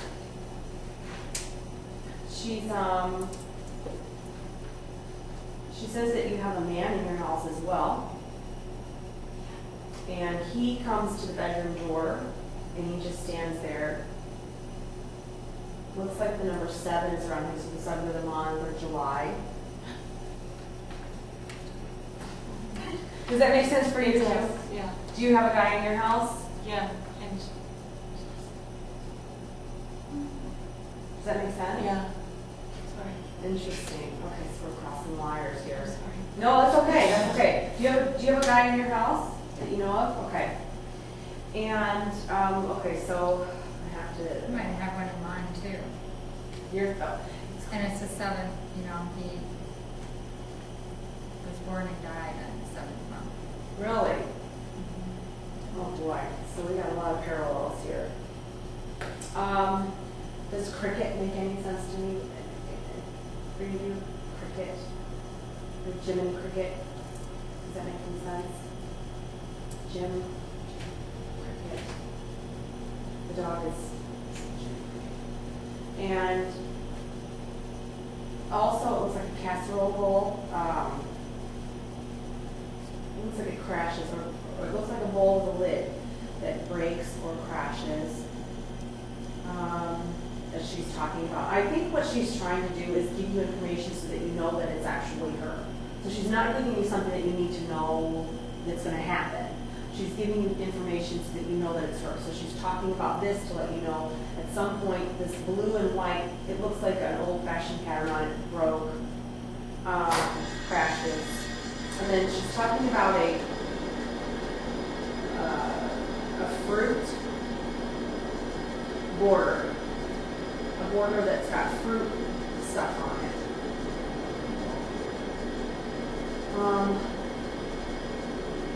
I think this is in a different house that she's talking about though. It's like a different place, it's a different house. We're remodeling, and once we started tearing off the wall, we got off of fruited wallpaper. Okay. The wallpaper is fruited, not the Yeah. wood, okay. Yeah, once we started tearing down the wall. And his parents lived in that house prior to us. So is this his father then? Is this, My fiance's father died.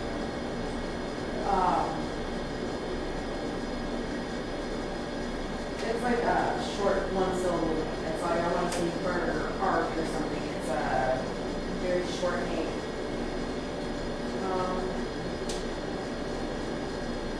Interesting. And then you have a gentleman in your house. See, these are things I don't touch on until this kind of question because I'm trying to get your initial energies and figure that out. And we've got, 20 minutes, so I want to be able to answer any questions. But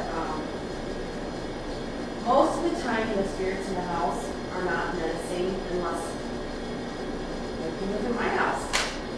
Then they watch you, they want to see where you're going and watch you and breathe down your neck. Kind of thing. I don't know why. I don't know why some of them are just more or less. I think it's a lot of times the personality is carried through, carried over.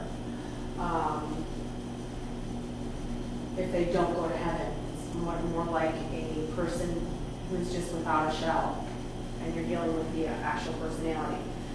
Now, Linda, I know I wanted to come back to you because I was waiting for your lesson to come through. Now, is there an M that would be around you with him, like, or an M? It's just a huge, like, on a billboard, big M. And he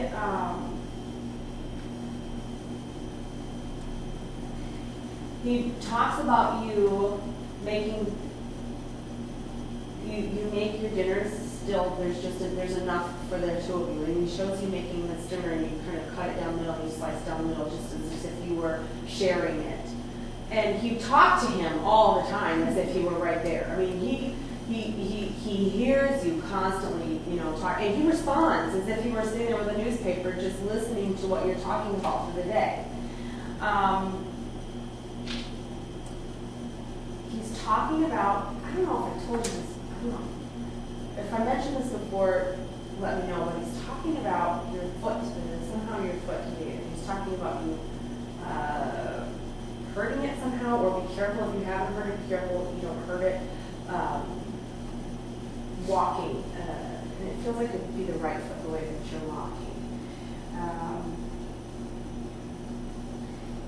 Now, did he have any kind of diabetic kind of issues towards the end with sugar, insulin, anything like that? No.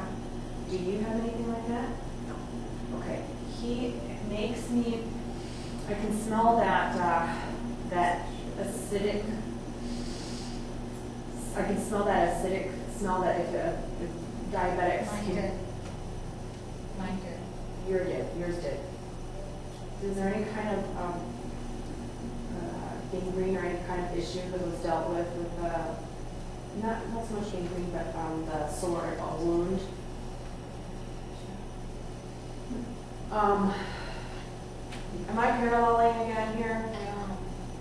I had some. Wow, wait a minute, me too.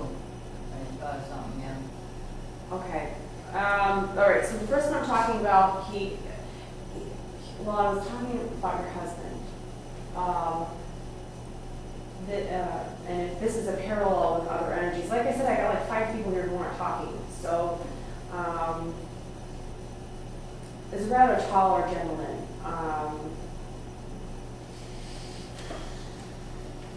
About like this, maybe, so whatever that is. It's at 6 foot, maybe about 6 foot tall. Yeah. And 6'2". Broader shoulders and appendix or some gallbladder or appendix scar. This person has a scar. I had an ex-fiancé named Mike that was a real diabetic, Okay. and he had something inserted in his side until we drain out. Okay. So I am picking up because I was picking up. Yeah. Mine had a huge scar on this side because he had a kidney transplant, so the kidney was right in front of We have this. Okay, but you're out. He's free. Okay, but I know I'm talking to your husband because I know I was connected to you, but I'm paralleling this other person that could be one of the others. So we have to narrow down who I'm talking to here. There was also something to do with a gag reflex with the teeth, something with the teeth, and it would be the top right, and I don't know if it was like dentures or something that would make him gag, that would like fall. Am I picking up on your husband now? Yeah. He had, for as long as I knew him, his 2 front teeth were fake teeth, and it was wrapped around, it was solid gold behind him and pegged into the 3rd tooth over. And I remember when we were young and we're going in bars with black lights, they glowed in the black lights. It was hysterical. But, and he broke it. Okay. I don't even know how. They couldn't even repair it, so he ended up getting his teeth pulled shortly before he died. Okay. Did it cause any kind of gag or any kind of Sometimes, reflex? yes. Okay, so that's him. Okay, so what else you guys got? A smaller white dog. I want to say like a border collie. About the size of a border collie, white dog. 2 different eye colors. Does that make any sense? Anybody? Okay.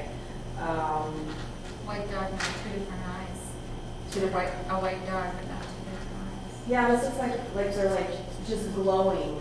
The dog's eyes are glowing. John had thoughts. OMG. Golly. Let's see what else I can hear. Let's just see what else I can And try he to had a get. sheepdog that, sheepdog. broke his heart when he started getting sick. We gave it to someone and the dog died of a broken heart. Well, is there an A-M somehow around them? Like an AM, like amber or AM or something like that? A-M sound? Okay. Would be around the dog. Nothing like that. Oh gosh, I just have to make, it's funny because it's really not that many women that are trying to come through. There's a lot of men that are trying to come through. Interesting. Does anybody have any questions or anything, or general area you want me to look at without giving just any specifics?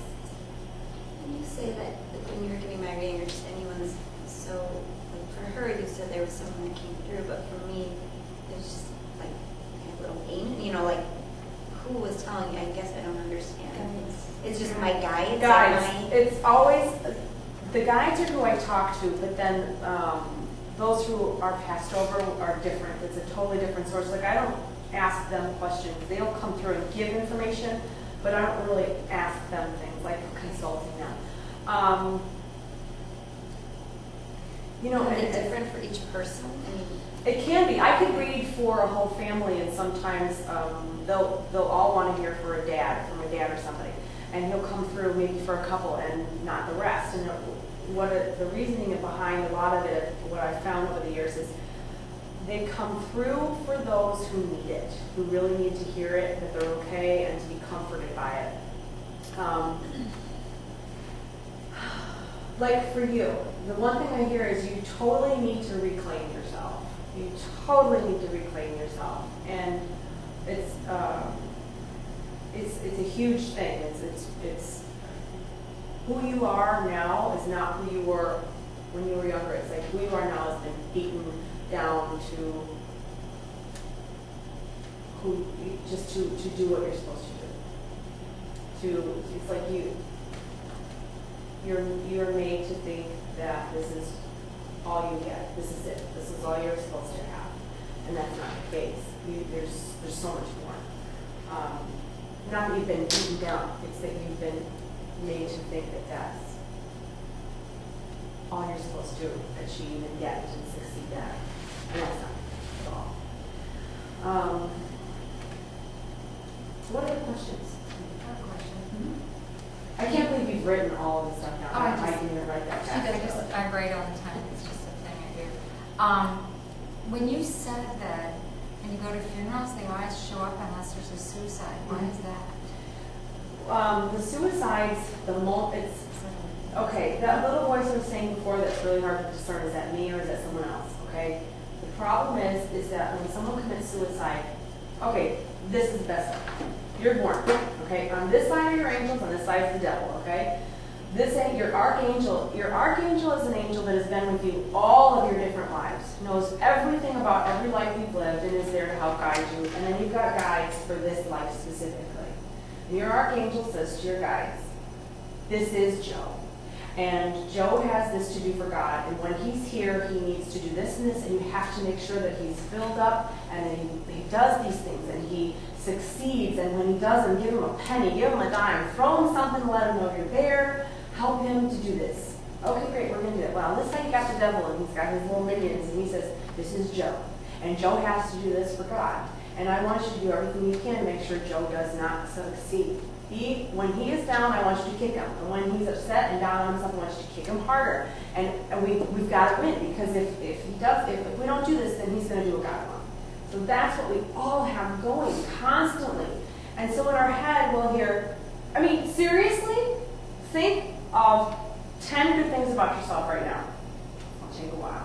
Because the first you're going to go is, butt's too big, I have cellulite, my ass is too large, my butt's too big. I have acne, my hair is too short, I have stretch marks, my ass is too big. You're through all of these things, these negatives. It's going to take a while to come up with some good things about yourself. So when you're having a bad day and you start to go, why is any of this worth it? And there isn't a person out there, I guarantee, who has not said, I can't do this anymore, I'm done. I'm done. I cannot go on. There's some kind of saving grace that comes to you. Something kept you here. I know for me, I've wanted to leave too many times. And so it's that voice that says, you're no good. Nobody needs you. You're stupid. This is wrong. You're bad. You're bitter. And you hear all that. It's not you. That is not coming from God. And it is not a godly thought. It is not coming from you. But a lot of people are so beat down, they don't know how to discern it anymore.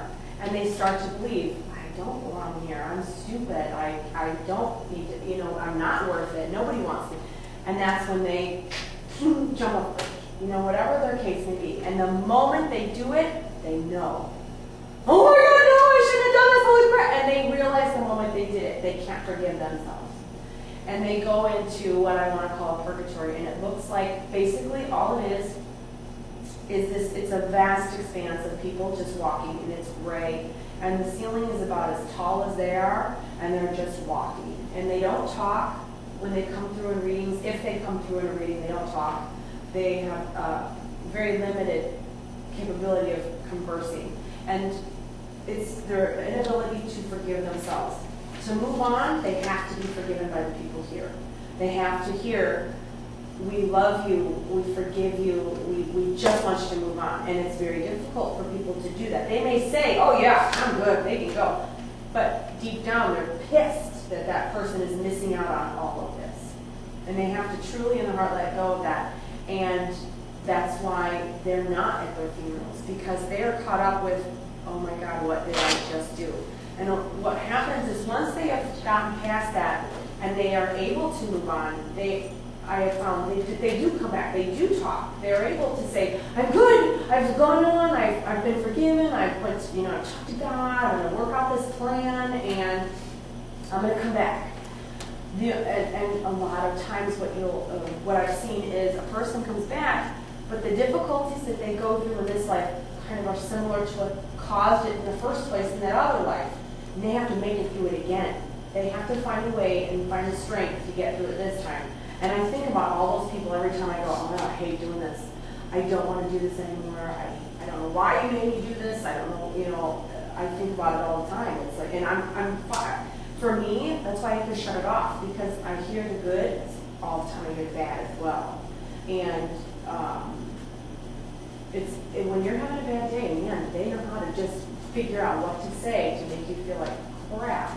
And so you just have to keep thinking, it's not worth it. There's nowhere to go after that either. Oh, to see these people as soon as they do it.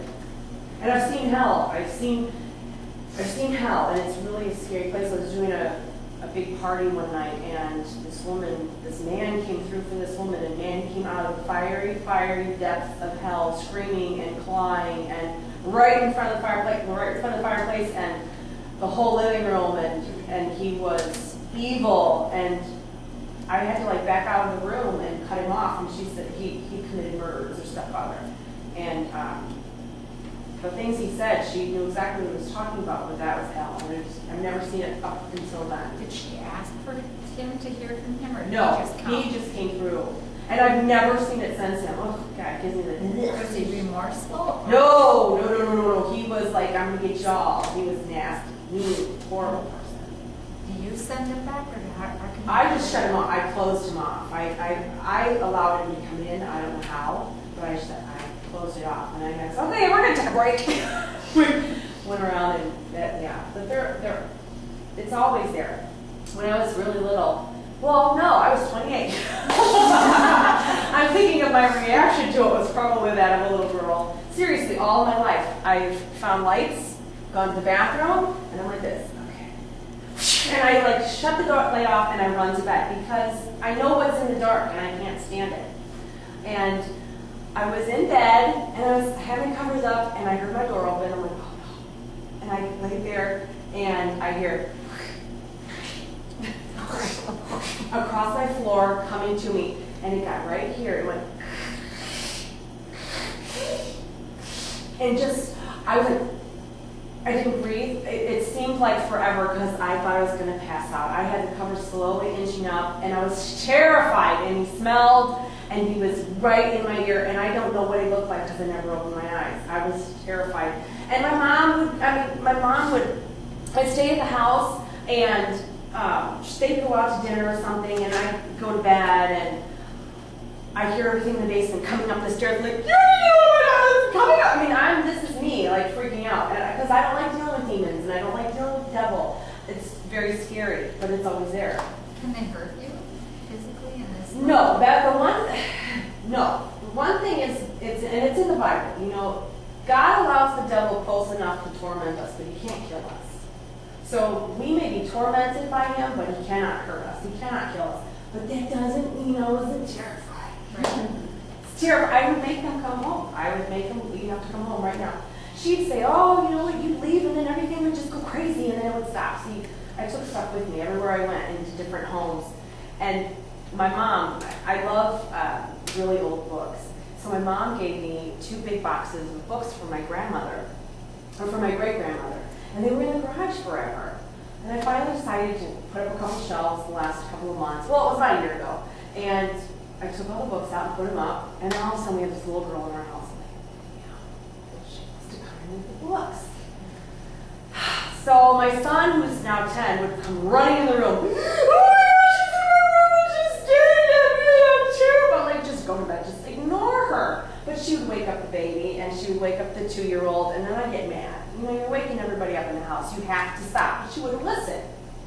So we went through and we did a cleansing, and everything quieted down. Now, we had a she was a foster daughter, let's put it that way. And she had a big dollhouse that she could not stand. She hated it.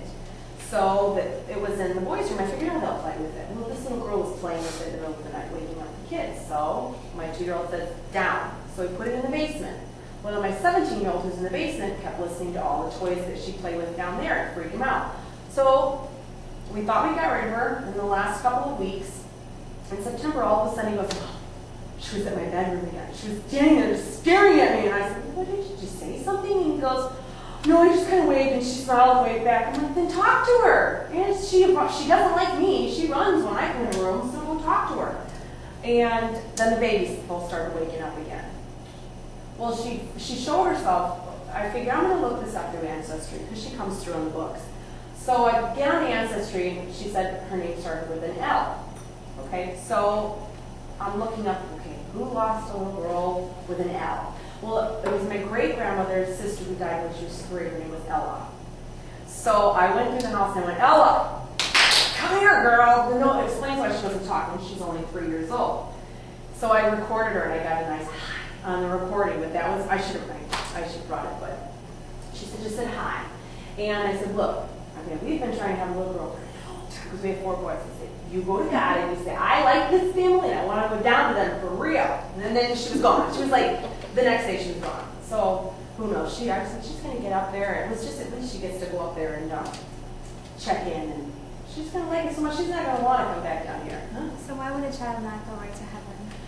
I said to him, I said, she's looking for her family. She's just totally looking for her family. And a lot of times people will get scared.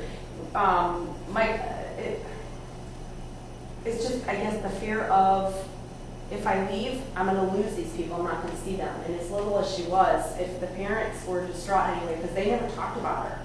My mom didn't even know about her. If you're really distraught over somebody, they may not go. They may stay with you. You'll know by light bulbs burning out a lot. Electrical dysfunction will happen if somebody doesn't go right away. If they stick around.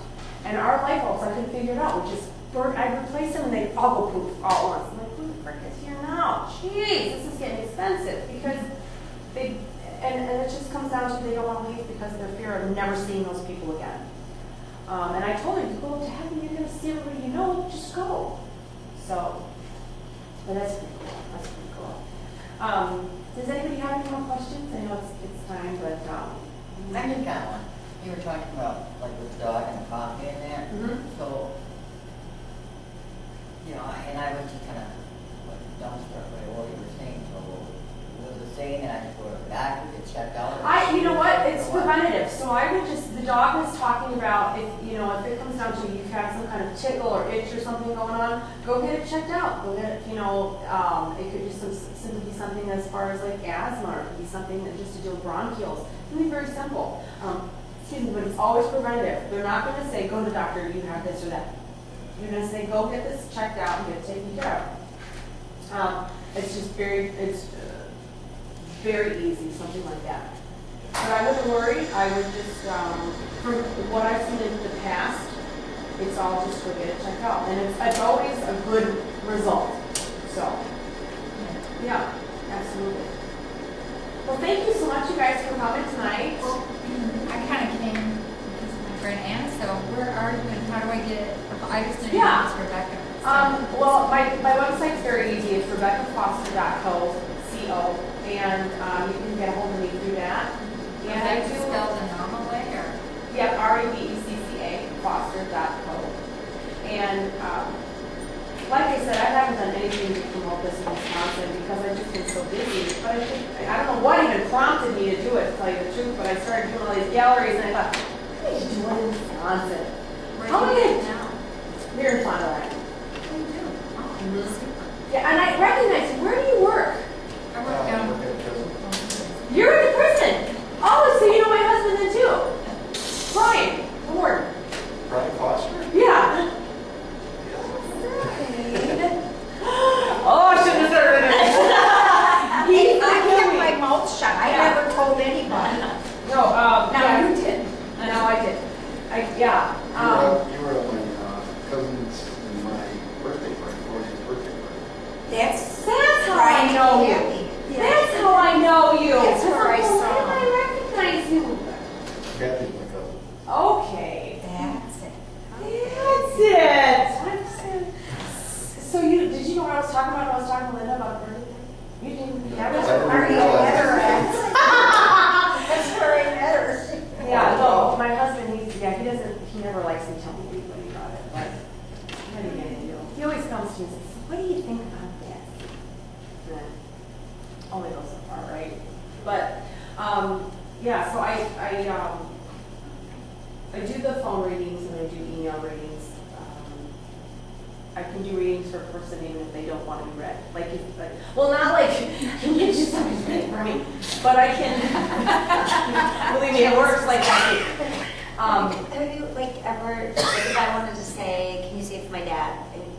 Would he not? Have you ever had? No, yeah, something like that. No, I can, if somebody asks for a person who's passed over, that sort of thing, I can always open the doors to see if they'll come through.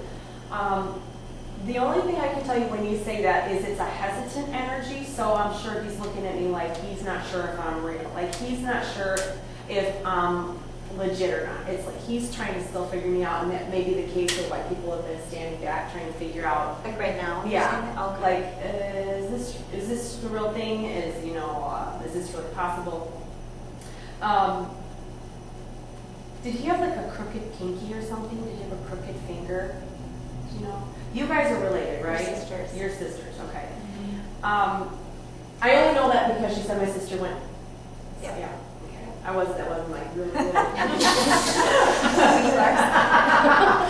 I should just let everybody think that, right? But the only thing the person that's behind you wants me to mention a finger. I don't know if it looks crooked. It looks like it doesn't bend properly. They might have been crooked. You know what's funny is you don't pay attention to those little things. Yeah, I was 7 when he died. Okay. Right. He did have part of his ear a little bit off, though, from the boxing. Isn't that horrible? Yeah, He so- changed up my knee. No, it wasn't Mike Tyson. Yeah, but he was a boxer, so it probably was something. Gotcha. Well, it's crooked. You want me to point that out. And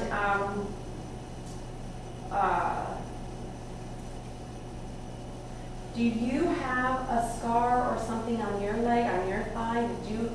Maybe I'm not sure, but did you fall on something, or it looks like it's like right here, like it's a scar or a mark of some kind? Do you He's saying that? Yeah. No, I don't, but Do you know You don't have to explain. You know Well, what I'm it's talking funny about? because I remember he bought a bike for me.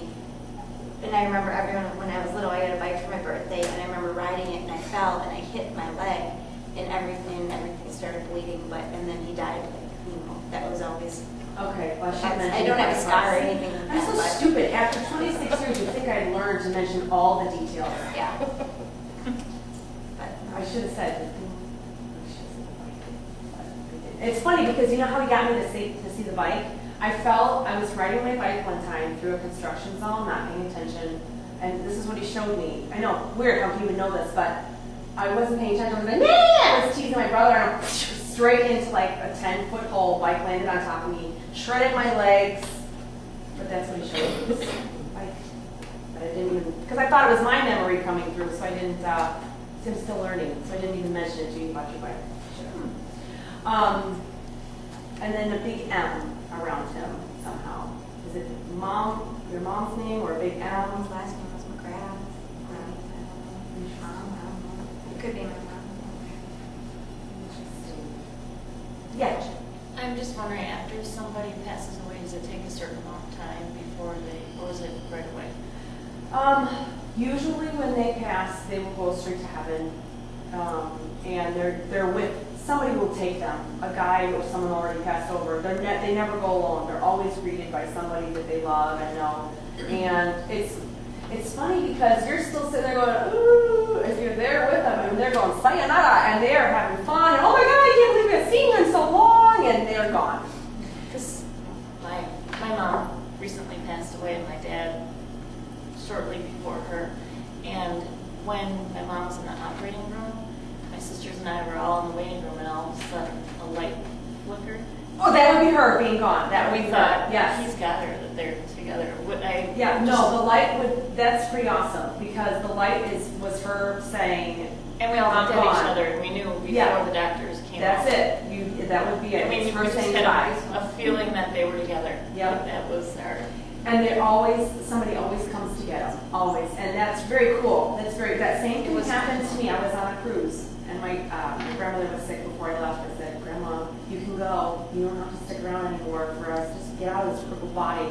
And I was on the cruise, and the light in the bathroom went, psh, and I went, my grandma just died. And they're like, what? I said, my grandmother just died. And it was like the day before we were to go home.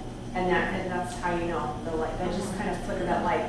And it's sad because you won't see them here, but I guarantee you'll see them on the other side if they're not already on their way back. Because a lot of times that can happen too. But who wants to come back so soon?